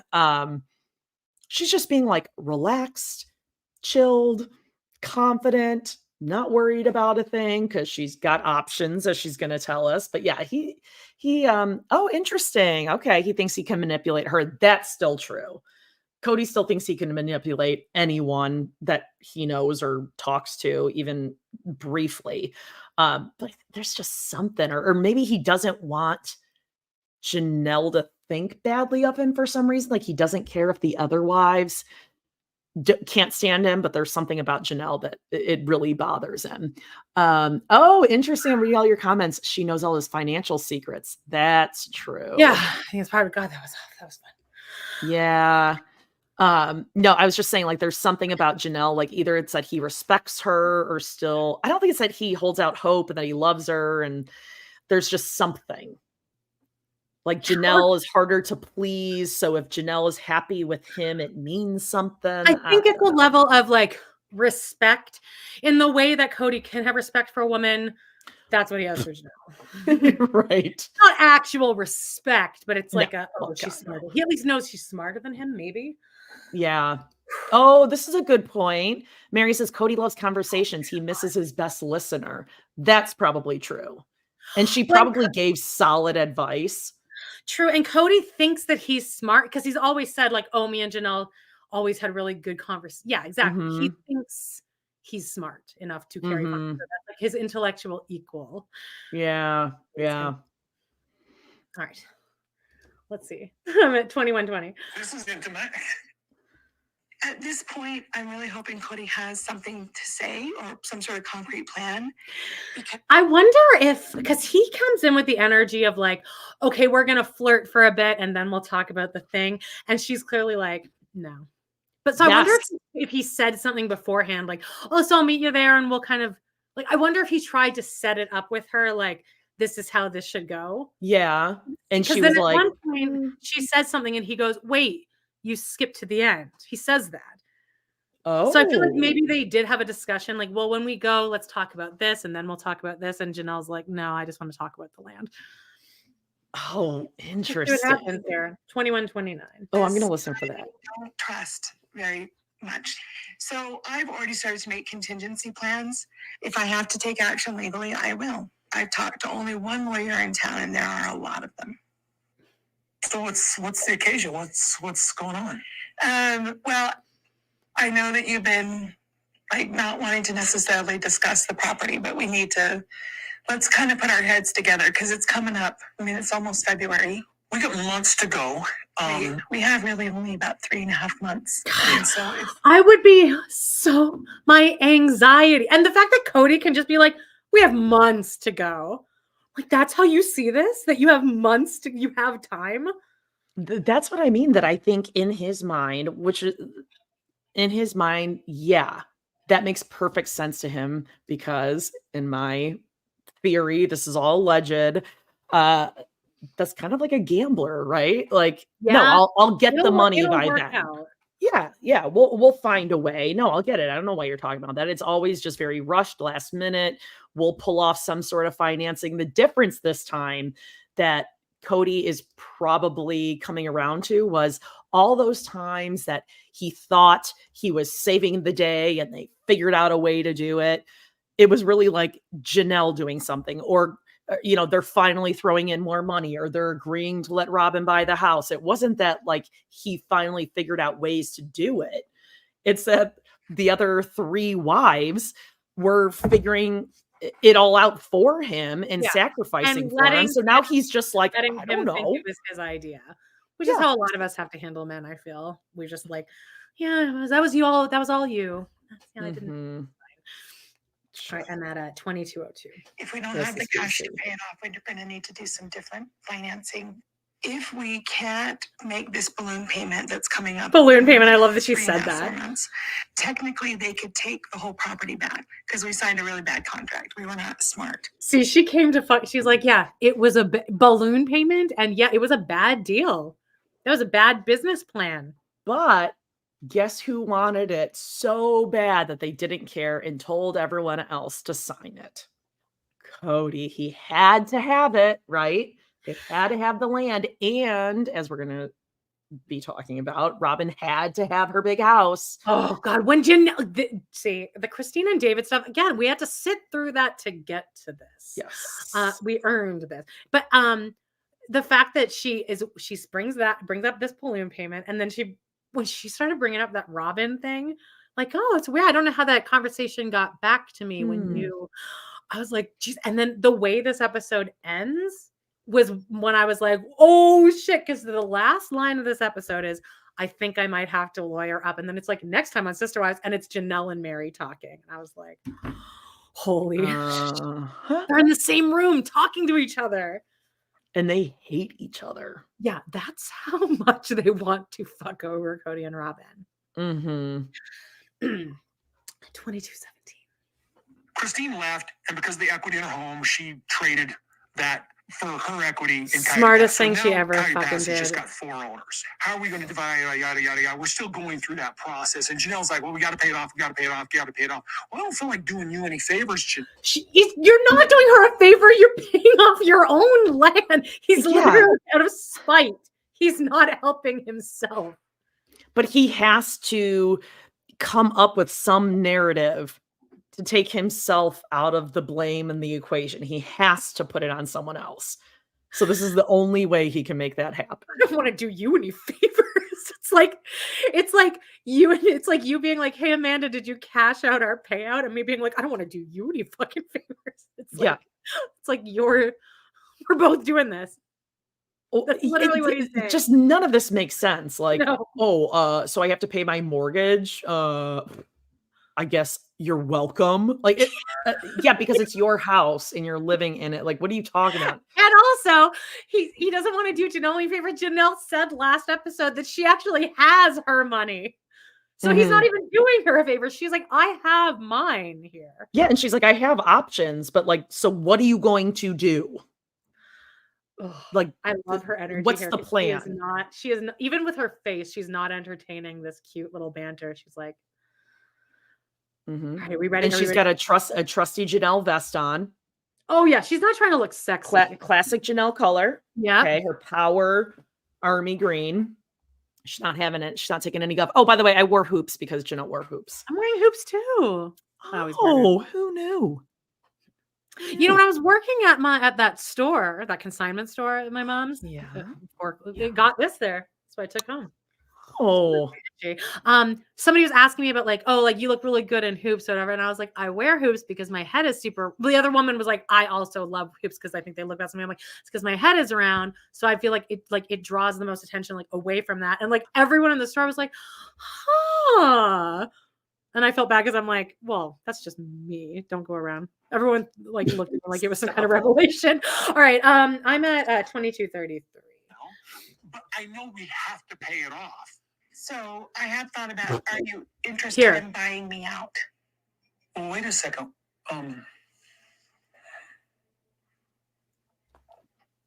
You jumped at the end. What about us? What about you living on the property? What about you and me? I don't think we even exist in the same universe anymore. Yes. With her arms crossed. Everything she says here is so like, you can't argue with it. Everything she says. She's like, maybe if we were different people, sure. And she's so like, she doesn't even flinch. She's so relaxed. Like, look at her body language, just sitting there. And she says honey, which is very like honey, like, oh, like what we hate. Not even condescending, but just like, oh, sweetie, like, no. Yeah. So yeah, I'm just, when are you gonna buy me out? He was paused for like what, 15 seconds? As he was because it never occurred to him that Janelle would have the balls to say, so you're going to buy me out or what? Like, because I'm expecting. Immediately. He thought she for sure would just roll over and just roll out of town like Christine. He's not going to have to worry about anything. And she's like, oh no, I want my money back. Mm-hmm. And he's stunned. And that's what we're here to talk about, that and nothing else. Yeah, like Marcia says, just like Hannah on Love is Blind, right? She's calm, she's direct. Yeah, and Resting Beakerface says calling him honey is very bless your heart. That's exactly what it is. It's not condescending, but it is like, oh, it's cute. Oh, you didn't realize that. Yeah. Kody was also like "Oh." about to take a bite of his soup as she said it, and he had to put his spoon down and regroup. Like, wait, what? That she outthought him. Yeah. She outbrained him, and he's just like, She thought about this beforehand. it really is like he's floored that she's not just gonna walk away, which really is crazy. Like, you've already lost 2 wives and you've gotten out of it pretty scot-free because Meri's making her own money. Christine just wanted to get out and she was like, whatever, I have my house. Yeah. Janelle never had that because she rented. And now he's just floored because he thought that she would always be like this, even when they're not married, Yeah. which I've been in that position too, where it's like they're expecting your ex expects you to treat them like you did when you were married, where you're like, oh, no. The game has changed Oh, no, now. I'll live in your basement till the kids turn 18. Then we'll Right. just like that. And you'll make Even 3 meals a day for me. well, of I course. Well, remember who's that going at to the take care of the beginning of that, children? You were still like were you still making like dinners or something? Yeah. Like he would come up for dinner. Like I remember that. Yeah. God, the For gall. like 5 months before you went. Yeah. Mhm. Ugh. And was furious and didn't understand, thought, like, talk about gaslighting, thought I was crazy for saying we're not going to be living in the same house when we get divorced. It's like that works out better for me though, Jody. That would Well, be a he lot more just wanted easier. another 6 years. Yeah. Can you imagine? Okay. Back to this. Keep going and do it. Okay, 2303. And whenever we talk, I still feel that like you've got this little hook in me or whatever. But No, Janelle, don't say that. I Wow. don't foresee a long-term thing for us. I don't even know who he is anymore. But I actually think it was pretty good that she said that because then it alleviates him thinking, oh, like I can win her back. She's saying like, no, I still love you, but it just ain't going to happen. Like I'm aware that I still have feelings for you, but no. Like I like that she said that. It gives her a little more power. Yeah. I'm unaffected. And he's just sitting there like, oh, he doesn't. He was not expecting. He's just stunned. True deer in headlights, and nothing is happening in his brain. Face, really. God, I love He's that all of the other podcasts made just equally as much fun of Nathan. Well, not equally, but Oh, okay. even Corey and Carly were like, yeah, I don't really know. I think Carly's like, I don't really know what to think when I look at Nathan's face. It's hard to get a read on his face. I mean, 2321. I see what you're saying there. Okay. House for 2 years. We haven't really talked about a relationship. We've had some conversations. It's not like we've not. Yeah, no, but that's not real. And Cody's not even touching his food. Janelle's fully like, I'm gonna eat my food while it's still warm. Oh, she's gonna have her burger and her soup, and she didn't get the fries. I see she ordered like a little side of veg. I think there's a celery. There looks like a little baby carrot. Kody got an omelet. Protein. Oh God. Oh, his farts. And that's a glass of red wine actually on the table. Oh my God. Let's see. Really having a That is conversation. a glass of red wine on the middle. Yes. I He's don't- drinking red wine. He is? No, I don't think he'd do that on camera. Amanda, look. Oh, that is red wine. And it's Cody's. Cody's red wine and eggs. Like Red wine and eggs at noon. the sulfur that is going to be just blasted My God, the through heartburn. Robyn's God, purple look, palace. even when I was a raging alcoholic, I was not drinking red wine with my eggs in the morning. Eggs. Can I get Like a I feel like that would curdle or something in there. Yeah, Like it wouldn't. The server's like, oh, sure. Yeah, we have that. House red. Oh yeah, it's definitely a house blend. Just the red. 23. Do you think he just got like a plain omelet? Well, it's not an egg white, I'll tell you that much. That is I think he just got. He's like full- a 4 egg omelet plain, and they're like so scrambled eggs, basic. No, plain. I think there's feta, like Oh feta. no cheese, nothing. I bet. You don't think? I feel like he's gonna go all protein on that omelet because he likes to. I don't see any protein in work there, on his babe. Okay, fitness. we'll keep watching, but I'm at wow. 2342. Like, yeah, it's really sad. Like, why are we talking about that? I feel like it's almost like a diversion tactic. Here's the thing. The things that have gone on, my relationship with Christine, my relationship with Meri. Meri and I, fortunately, are in a place where we'll always be friends. This is crazy. I'll never say a bad thing about Meri again. The editing. Like, and why is that? And what a crazy thing to even have to say out loud. I'll never say a bad thing about Meri again. Because she's not demanding money out of me. Right. Oh, yeah. But he's been saying shit about Meri so now she's the past 2 greatest. seasons. 24. I mean, this is not going to last long, obviously. Janelle and I talking about reconciliation is a bullet pipe dream from both of us. I talk about reconciling with her because I'd like to be back in graces with my children. But I know that reconciling with her would require some kind of power game where I gave her all the power. To you? How is that true? Like, this is the thing. He's playing the game and no one else knows that they're playing it. Oh, no one knows the rules either. Like, this is classic narcissist behavior. Like, we've talked about this before with like former mother-in-laws, not your actual, but your bacon fingers. They're competing with you and playing a game that you don't even know you're playing. You're like, I don't want to play. And then when you get in a fight, they let you know all the ways you failed. It's like, I didn't know I was playing. Yeah, exactly. Like, you gave her all the power in the relationship. Well, that's not true. We saw you scolding her, basically like, stop loving our children together. Yeah. Bye-bye. But again, this is classic narcissist. If he says it, he thinks everyone believes him. I'm at 24-27. I think is fair because I had it for so many years, but I'm not interested in that. I think it's a fake discussion for both of us.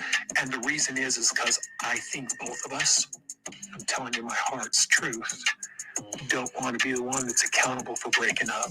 Janelle would be fine with it. Yeah, this is classic projection. What thoughts that Janelle's having? He's so transparent. I guess I don't need some finality piece to say that. Right.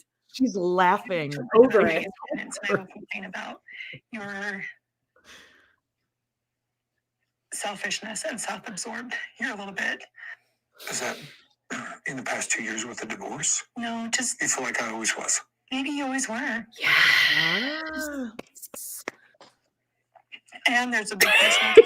He goes probably swallowed his soup. Yeah. Fork, and he just goes, oh, I'm gonna have to think about that one. Really?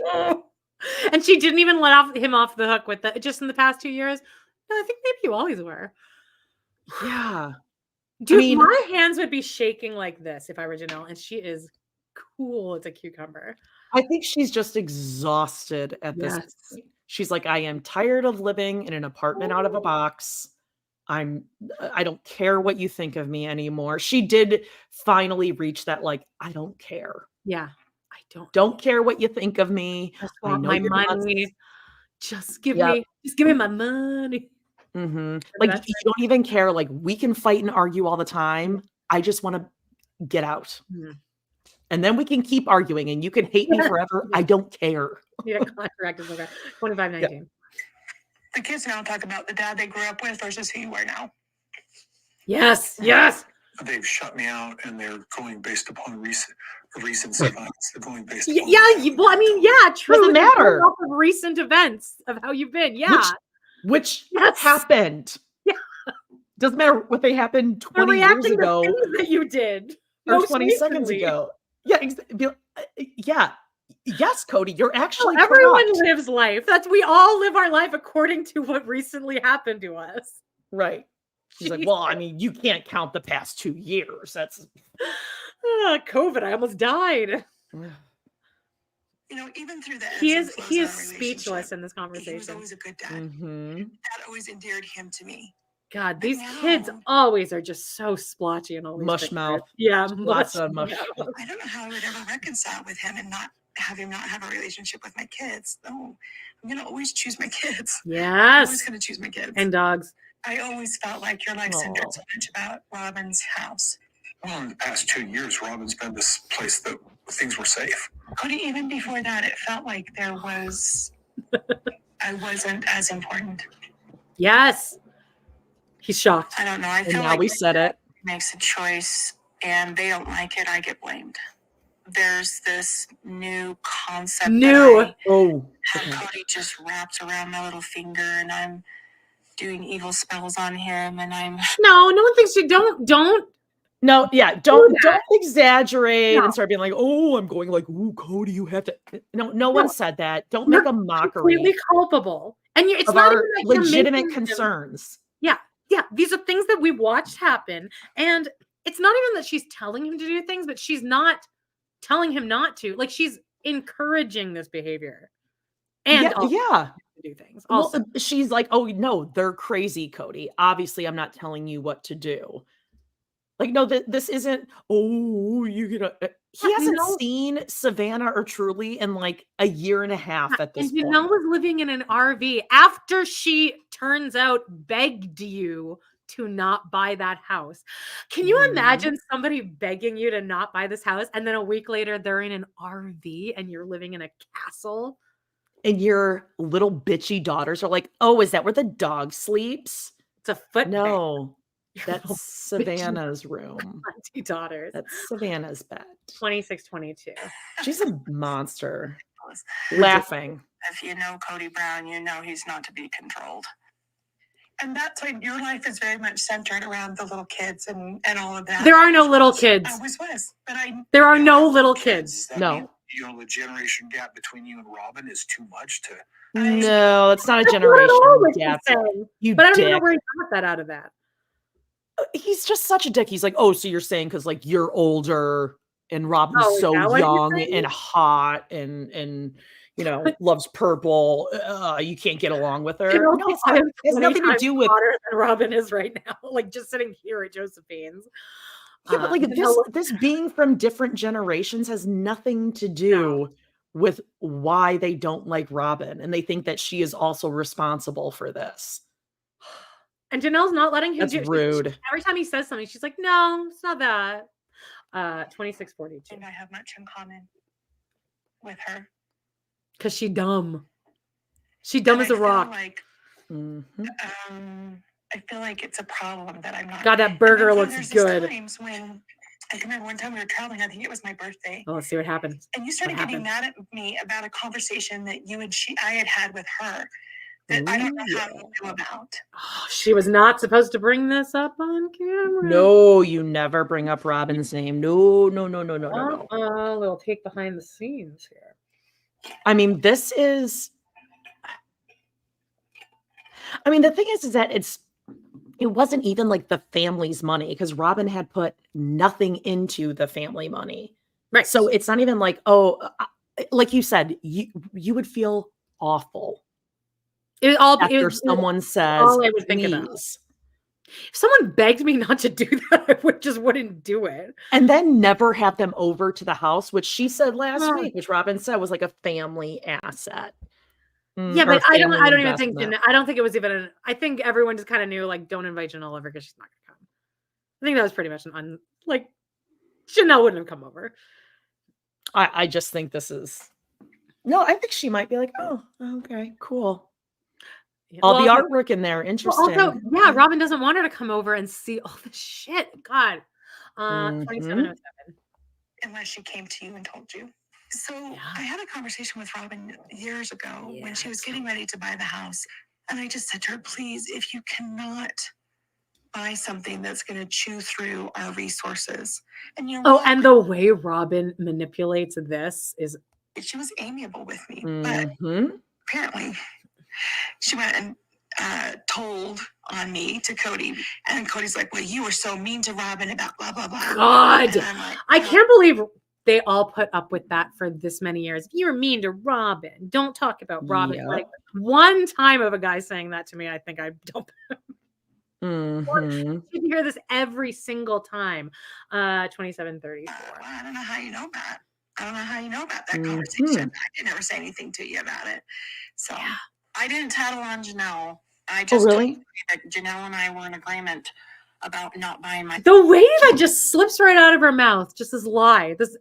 I was just telling her we were in agreement. Robyn wasn't complaining or crying about it. Yeah, I thought like you weren't supposed to talk to Kody about like him and other wives or other wives. What Kody.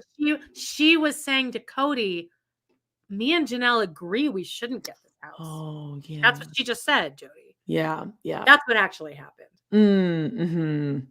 And that we should believe her, that's how it happened. Yeah. Okay, sure.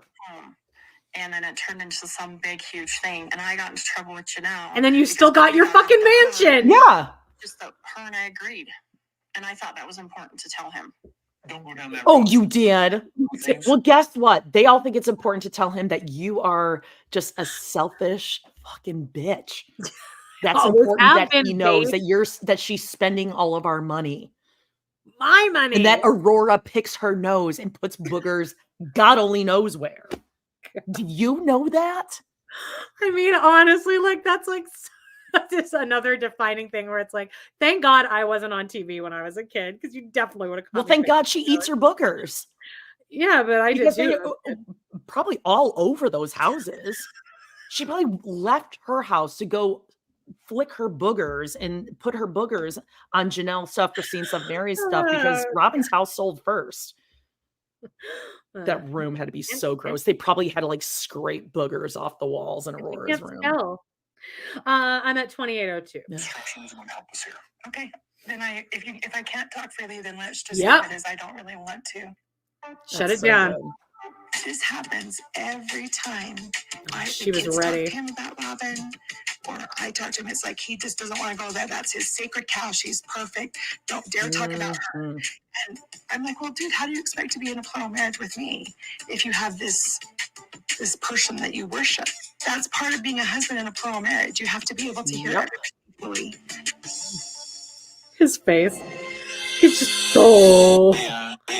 Really been. Okay, I'm at 2906. Could it be we're at Parowan? Let's see. Let's find out. Yes. Well, Meri decided to toss on her fire engine red hoodie today. Yeah. Same outfit as Did last. You see what it said? No. Oh, bold choices make good story. What the fuck? Bold choice has Meri ever? Okay.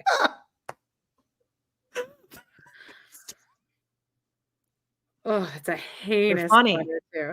She's at last episode. She was wearing this exact outfit too, with the tight pants and tight jeans, oversized sweatshirt. I know it. Hands in the pockets because you're tiny and comfy and cozy. We all think we invent this look because we're like, we're tiny under this big sweatshirt. No, my stomach isn't spilling over the top of my tight jeans. you don't want me to lift this sweater up. I'm at 2912.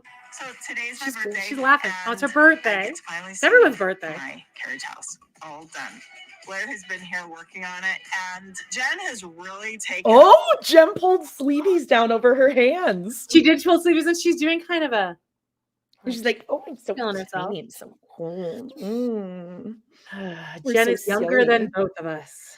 Stop it! Stop it right now. She's done so is Caleb. Amazing job. This is like a very, very good birthday present for me this year. It's just good. I'm a Caleb birther. I want to see that birth certificate. You know what? You're the same age as Robyn. She's no. Oh wait, maybe she's a couple years old. I think she was born in the 70s. She might be 45. Oh God, she's probably younger than me. Robyn Brown, age. She's 46. Oh, well, she looks great. October 9th, 1978. Oh, happy belated, Robyn. Okay, phew. Do I look older than her? No one looks older than her. Okay. I'm at 2933. It's only been just about a month since I officially split from Kody. I'm grieving a loss of what I thought was going to be forever. That is just weird. I don't know what other word to put to it except for it's just weird. Hey. I think there's other words you could use, but sure. Weird is what we'll go with. I might just cry in face.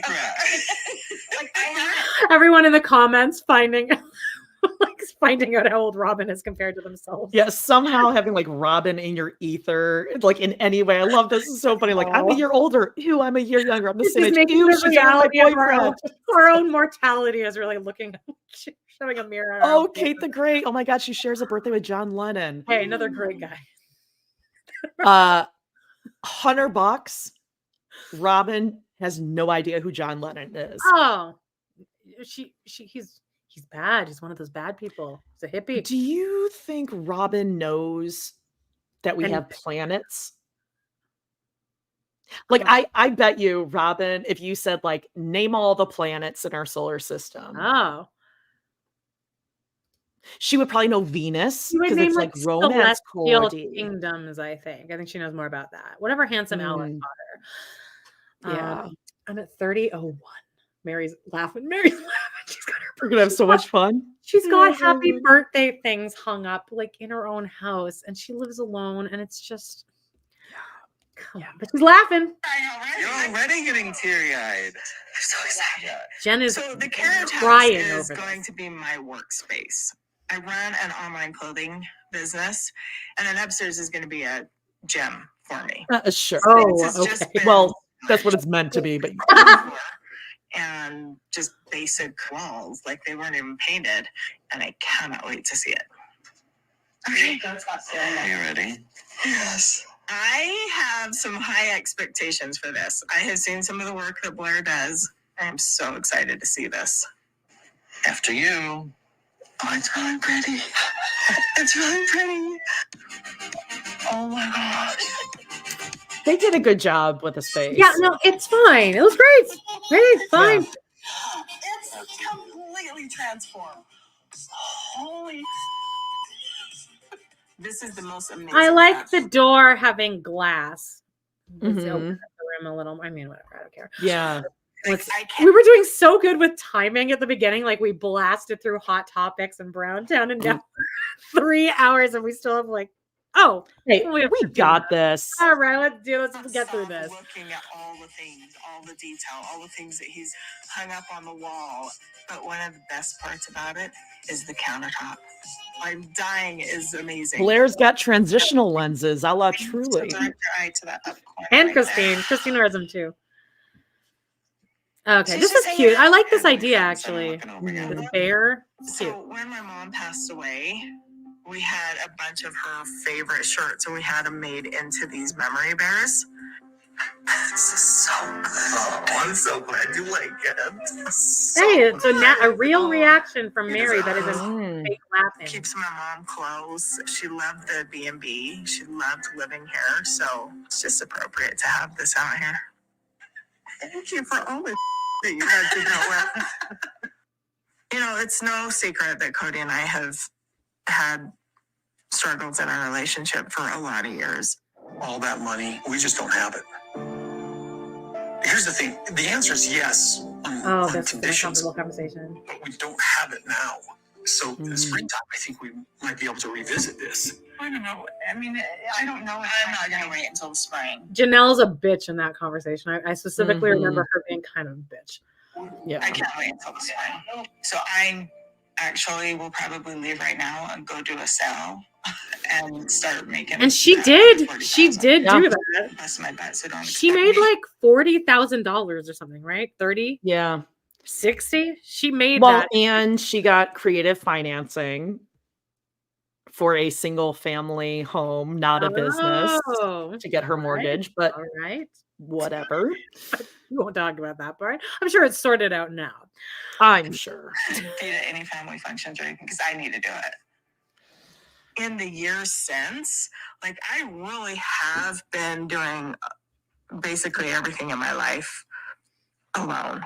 I've been very independent. I've been very confident in what I've been doing. You know, and You it's something certainly that have. I've had to kind of grow into. Having this home back in the family has really been a big part of that. Oh my gosh. So for my workouts, I have my. It will be so hot up there. Oh, yeah. Training. It's my space that I'm going to go in and just, you know. Methinks there's just a layer of just cobwebs and dust up there. Yeah. I mean, she's All not the going to be kettlebells. utilizing that as a workout space like she thinks she's going to be. I wouldn't. I'd be like, I need, unless there's an industrial sized fan up here. Blasting on me. Yeah. Yeah. Mm-mm. Yeah, it's like a very narrow space. I feel like I wouldn't be able to like. Yeah. Stretch. You know? Yeah. And kick. Exactly. When me and Nick met during Music Man, we were doing insanity workouts every day. And my God. We had an industrial fan, and between workouts, like between the sets, Nick would just like go up and like stick his whole face. It was just such a funny image every time. Oh, of course. We have like a little gym area in our basement or whatever, and I'm the only one that uses the fan in there. Like I'll have it, and it's like it was one from Costco, like a super. They're like, oh, it's so loud. I'm like, but even in the winter when we're moving on me, like there has to be massive wind blowing at me at all times. All that said, I don't think Meri's utilizing this a lot. But, no, I'm at 33:10. Yeah, working so out. Let's get through this just thing. Like being me, like it's just mine. It's all mine. And we can do my pole dancing. I mean, TRS. I'm officially a single woman, and that's really been weird to wrap my head around. She's out there. She's out there now, boys. Okay. It's so new right now. Like I'm not ready for that. Careful squatting in those tight jeans. One more. There were tears, and that made me happy because she's like, she's good about controlling her emotions. Right. And she deserves it. Jen's face is kind of goiter-ish. Like there's an inflammation. Do you notice that? There's something. It is. Look, I don't want to. She's fine. Seems like her chin. I mean, look, she's like thinner than I am. She has like a very like she looks like she's like bloated, like she needs like a water pill or something. Maybe she drinks. She's best friends with Meri. Well, I mean, I would too. Yeah. 33:53. So you are table. If they don't want you at their table, make your own. I think Meri recently got plastic surgery in here, right? Does it look like she's got Botox like in her upper lip or something? Because it looks like her lip is really. Is anyone else seeing that? Oh, maybe she got like filler. She did get Botox. I could tell that she had gotten some Botox. Here, I think she maybe got a little lip filler. Do you see? You can kind of see here in this. Do you see how her lip is kind of maybe like, a little swollen? Do you see? Right? Yeah. Am I right? But to get rid of these wrinkles, they put filler here. Yeah. But if she got lip filler, that would make sense. And she know. would be a good candidate for lip fillers. filler. People, okay. Yeah. Oh, come join me at my table, my friends. Join me at my table. Hello. Welcome. I don't have to be somewhere where I'm not wanted. This is really depressing. Ooh, now they got some nothing bunt cakes. I do love some nothing bunt. Well, I love they got good reviews on Doughboys. They did it on really? Yeah. Oh wow. No, I love like a little any little bunt cake from anywhere is gonna be delicious. What did I make? I made a cake last week. They ate the whole thing. Oh, what kind of cake? Oh, Chocolate, you know what? vanilla? It was a butter pecan like cake mix, but then I bought pecans and cut them up and put it in there too with cream cheese frosting, and I ate it all. It's gone. Why didn't you take a picture? It never existed. Me? What? Why didn't you take a picture and send it to me? Because it was kind of my own little dirty little secret, but now you all know. You and Daphne never like to share your recipes. You like to just throw the line, and then you never want to deliver.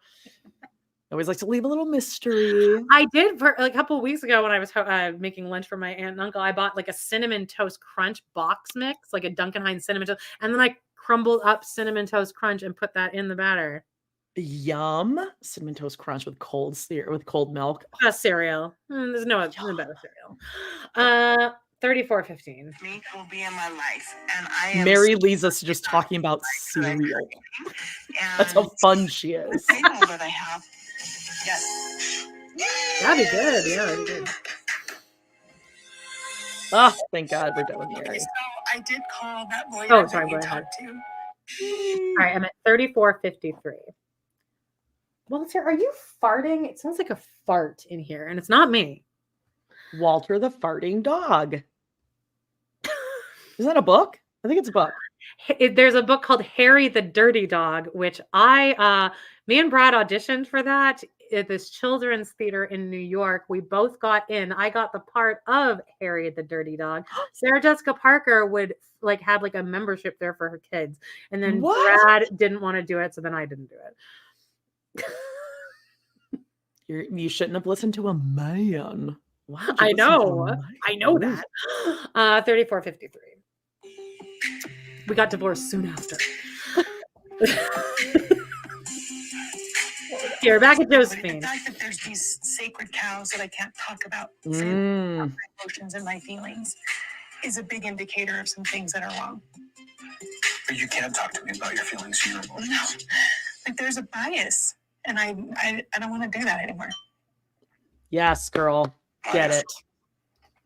Janelle has a card. It says victim on it. She likes to play it. I just think that it just has nothing to do with this conversation, though. Here I am, a woman who's really just trying to speak up and advocate and protect herself. And it's labeled as something negative, victim behavior in this case. But I just don't know if we really work. Because I don't feel like I ever would be on a equal playing ground. Yep. Kody can't say anything. The playing field is always equal. Okay, see, this is Come on. It's like I can't explain to you. See that? He says something. No, then fine. No. Yeah, he's got to throw something else out here to try to distract from this conversation because Janelle knows exactly what she's talking about and he hasn't strategized this through with Robyn yet. So no, we can't talk about that. Nope. But I love that Janelle is I won't even entertain it then. Then if you're going to do that, then no. Yep. She has perfectly mastered how to interact with Kody.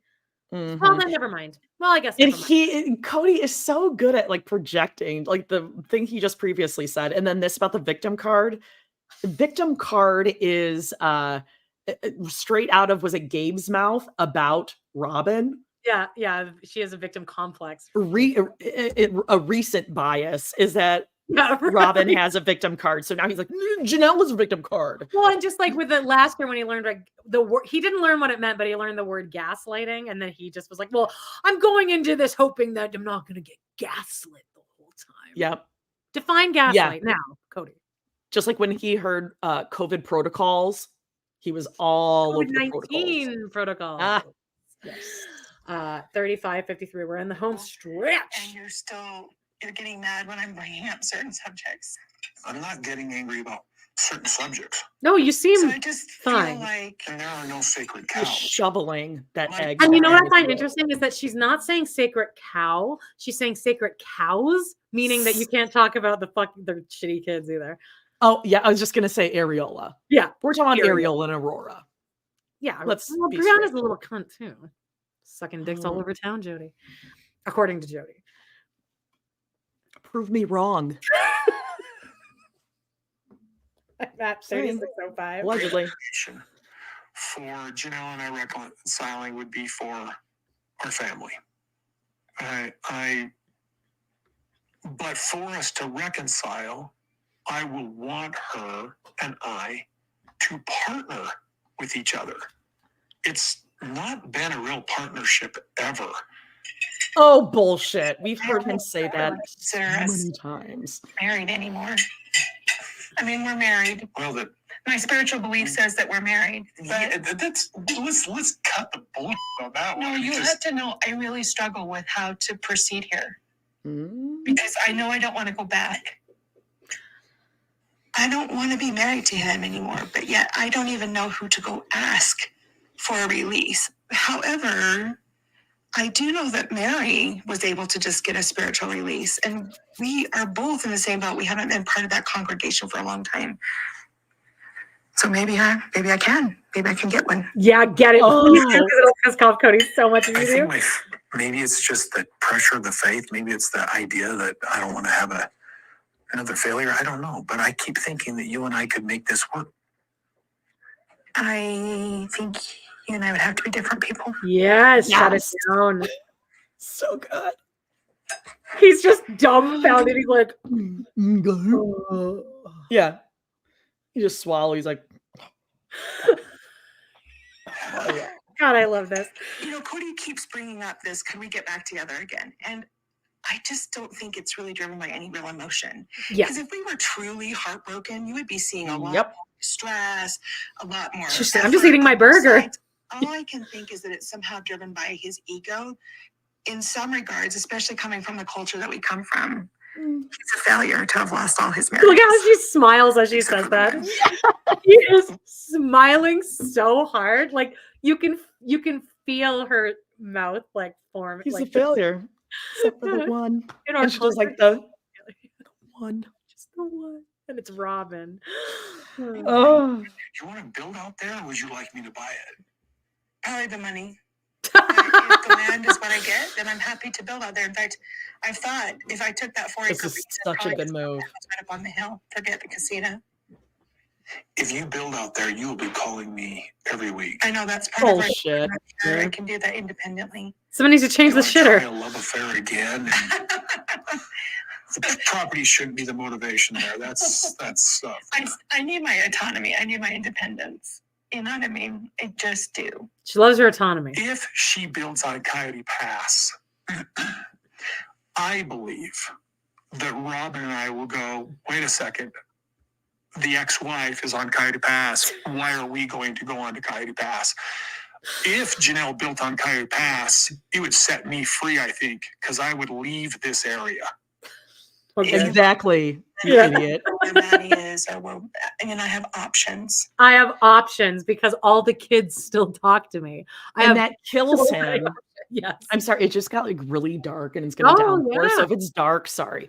It's dark. You can't see Scout anymore. Yeah. Normally there's like sun beaming at my eyes, but it's dark and cloudy. But she called his bluff. She's like, well, listen, I have a lot of options, but really I can build on Coyote Pass, meaning he will still have to pay, but they'll just have to live somewhere else. I'll just live there. And then she also said, I'm not even going to do the casita. I'm just going to build right up on the hill. Big house. Yeah. So I'm actually just going to fight for more land. Yeah.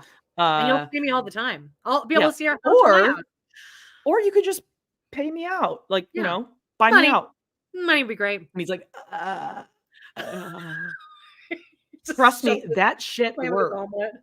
That shit works. I did the same thing with my ex when he was like, no, you can't move. And I was like, okay, well then you can have the kids. You definitely did that. You definitely did. And how quickly the tune changed to like, fine, I'll sign it. Yeah. Because you don't really want that. Like, because I remember being like, so what's happening? And you're like, we moved with the kids and all their stuff. He doesn't want them.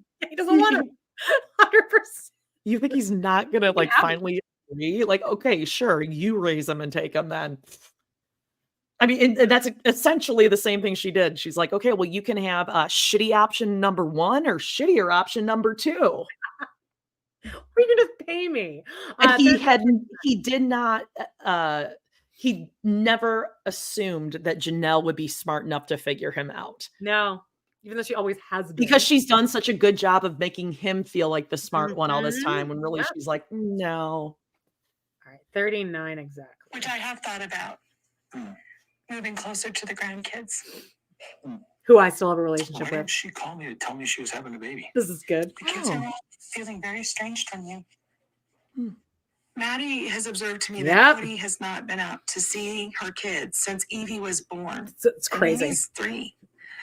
Maddie's like, why would I tell him that I'm having another one? He hasn't really shown that much interest in the other 2. Yep. They're talking like I've done some kind of evil to them. I'm missing something here. You're missing something. Do you know how infuriating that must be for Janelle? Like, what? Have you heard anything? And Gabe and Garrison both had actual conversations with him. And Maddie. Yeah, there's like 16, 17 of us that all see it the way that it happened, and the camera crew and the rest of the world. And what are you talking about? This to you, and he's like, I don't know what happened. Yeah. You care to shed any light? I get it. There's a lot. She's exasperated. She's like, fuck, what can I say? I'm finished my burger. I just want to go. Jealousy and gossip. Jealousy and gossip. And then he's like, I got it. I know what it's about. But then she's Jealousy. about to say, no, it's not that. Jealousy and gotcha. And the Declaration of Independence. For 25 years with these kids. And now I'm not. I don't know. Yeah, it's weird. I don't know By the answer. choice. That it's been a hard process and that I am moving forward with a lot of disappointment and failure, but hope that we can patch up some of the heartbreak. Okay, so I did call that lawyer that you talked to a few years ago because he's the only real estate guy in town. Ooh. He said he would with both of us because he's talked to you a few years ago. He Ooh, felt you weren't supposed to comfortable do if we were that. both in the office Look at his together. face. He's like, And it would, I wish you didn't do that. 'Cause he Yeah, that- probably told you everything. That height. Ooh. Yeah, he knows my expenses. Shit. I love it. Absolutely. She's leaving no crumbs here. like what we can do, what the constraints are. You know, even have him look at the contract we have. Yeah, do that. I think Janelle Mm. would do anything she could to screw me, so she's afraid She's of. trying to get Jones the land. She is meeting is you all for to get him. lunch to like wrap this shit up so that no one is having to screw each other No, over. it's just Again, to get at him. That's it. Projection. She's trying to screw him over. He has not paid for shit. She in has however the money. many- She has her portion of the money. I mean, he really is like That's a legitimately crazy thing. crazy and just stupid. He's dumb. And so where I'm at is I'm bitter. Yeah, You don't say. and I don't Oh. care. We gotta head off Okay. on fire. Yeah. All right, and then we can Let's talk talk to about. the lawyer after we've got more information. Okay, all right, Okay. that's good with me. Let's see how awkward it is. Again, Are they going to hug there's goodbye? no- Definitely, yeah, we're gonna do this. I have made an effort for you for years, and what did you give me? You betrayed me. Asshole. She Christine, teamed up with was like- Christine. This is She where he gave goes. Christine her empathy, her sympathy, her kindness, her attention. This is all sounds like good things. Like you would think he's describing something nice about someone. She gave her empathy, her kindness, her support in this divorce. Mm-hmm. He's saying it as a horrible thing. Also, Meri took Robyn's side in Yeah, this, that's and okay. like, That's all right. oh well, yeah, That's all right. that's not ganging up or anything No, like no, that. no. No. Not betrayal of the other So woman. you worry about what you're going to do, and I'll worry about what I'm going to do. So hey, You're not worried about what you're gonna do, though. You're not. You don't Yeah. seem worried at all. Yeah, that's what she's like. You don't get it. I can't do anything until you share information about the land I own with me. So I had to go to the lawyer to get this I information. mean, at least we know that they did get an emergency 150 grand, I think. So I think they did. Remember, they did that. Him and Robyn did that emergency loan. yeah. Like a year ago. So I think that's what probably happened. He paid out Janelle. I mean, I assume. There's no way Janelle's still on that land. I think she got. Oh, I thought her name was still on it. Last Is everyone it? checked. No, I don't even think want to get into so. that. 4135. He's hugging her and she's like, "Oh yeah, okay, that's bye now." Maybe it's time for me to lawyer up. Yes. Oh my God, we're at the end. Next time, next time on Sister Wives. So good. Meri in another hoodie. It's not working. I mean, I wish Mhm. you know, the family could have gone a different way. Yeah, me too. I've had I some can't wait for that. definite cutting ties moments. This is Savannah, one of my Yes. and then this is Gabe, one of my boys. That Meri and Janelle are moving on with however their future looks. Hey, Dad. Here's Kody in a slow Mom's snowplow. boyfriend's gonna be there. Hello. It was a little shock. Cody This and is Robyn wonderful. entering the house. Robyn looking like this. I'm just gonna be like really weird. They'll just stay on their side and we'll stay on our side. I don't think they need to be at the same thing. Like this is But I'm glad they did. leave Robyn at home, leave David at home. Home. I don't know. They'll stay on their side and we'll just try to not bother them. I can't imagine that for me and Robyn, this is going to be a pleasant experience at all. Yeah, that's the point of inviting. Oh, really? One time in your TV career that the two of you have to be a little uncomfortable. Well, what do you think your ex-wives have been living for the past 15 years that Robyn's been around? Insane. Well, we did it. Next week, sorry, I was looking at my calendar. Now we're still going to do it even though it's Veterans Day. You're okay. I believe so. Yeah, as long as there's an episode. There will be. Oh, you know TLC is shitting that show out. Yeah. Hey, and you know what time it is? Remember, it is Election Watch 2024. So go to vote.org. Don't care. I mean, I do care who you vote for, but vote. You can find your polling place, get registered, find out if you're registered, get a sample ballot so you know what you're voting for. But everyone, please, please, please vote, go, offer to drive someone. I know it sounds super cheesy, but like for real, remind people. Get out there. What you need to do. By the way, we have 2 new members on YouTube from this week. Guys, again, you can join us on YouTube. Same content as Patreon, just a little more user-friendly over here for people who just like YouTube. We got Shannon Rogers, and we got Stephen Meg's Adventures. How about Thanks, Stephen Meg. Check out our Patreon. We are doing Little People Big World. We got Orient Express. Wait, no. Orient Express. We got Oregon Trail. And if you're going to sign up for Patreon, make sure you do it. This is from Doughboys that I stole, but make sure you do it on your computer, not on your phone. Just you can listen to it on, but just to sign up, do not do it on your computer. Do it on your phone, or else you'll get charged extra fees. Okay. Yeah. Just don't sign up for anything through Apple. Apple is just surcharging 30% higher than, Patreon, just Apple, whatever. Screw it. Sucks. Yeah. But yeah, we'll be here next week, same time, same place. Yeah, love you guys. Thanks for sticking with us. I'll hit it. See you next week. Yeah, we'll see you guys next week. You're all adults. Bye. Big yawn. Aww.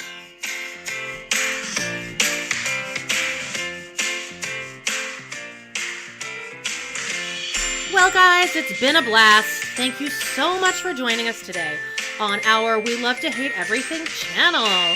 Please do not forget to hit that subscribe button. Give us a like or even a comment, and click on that bell if you want notifications, because you never know when we might pop up and go live. Please check out our other 2 podcasts on Patreon, where we snark on even more TV, movies, and pop culture. We got Total Request Podcast. That's patreon.com/trpod. And We Love to Hate TV.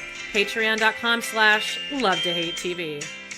Thanks again, and we will see you next time.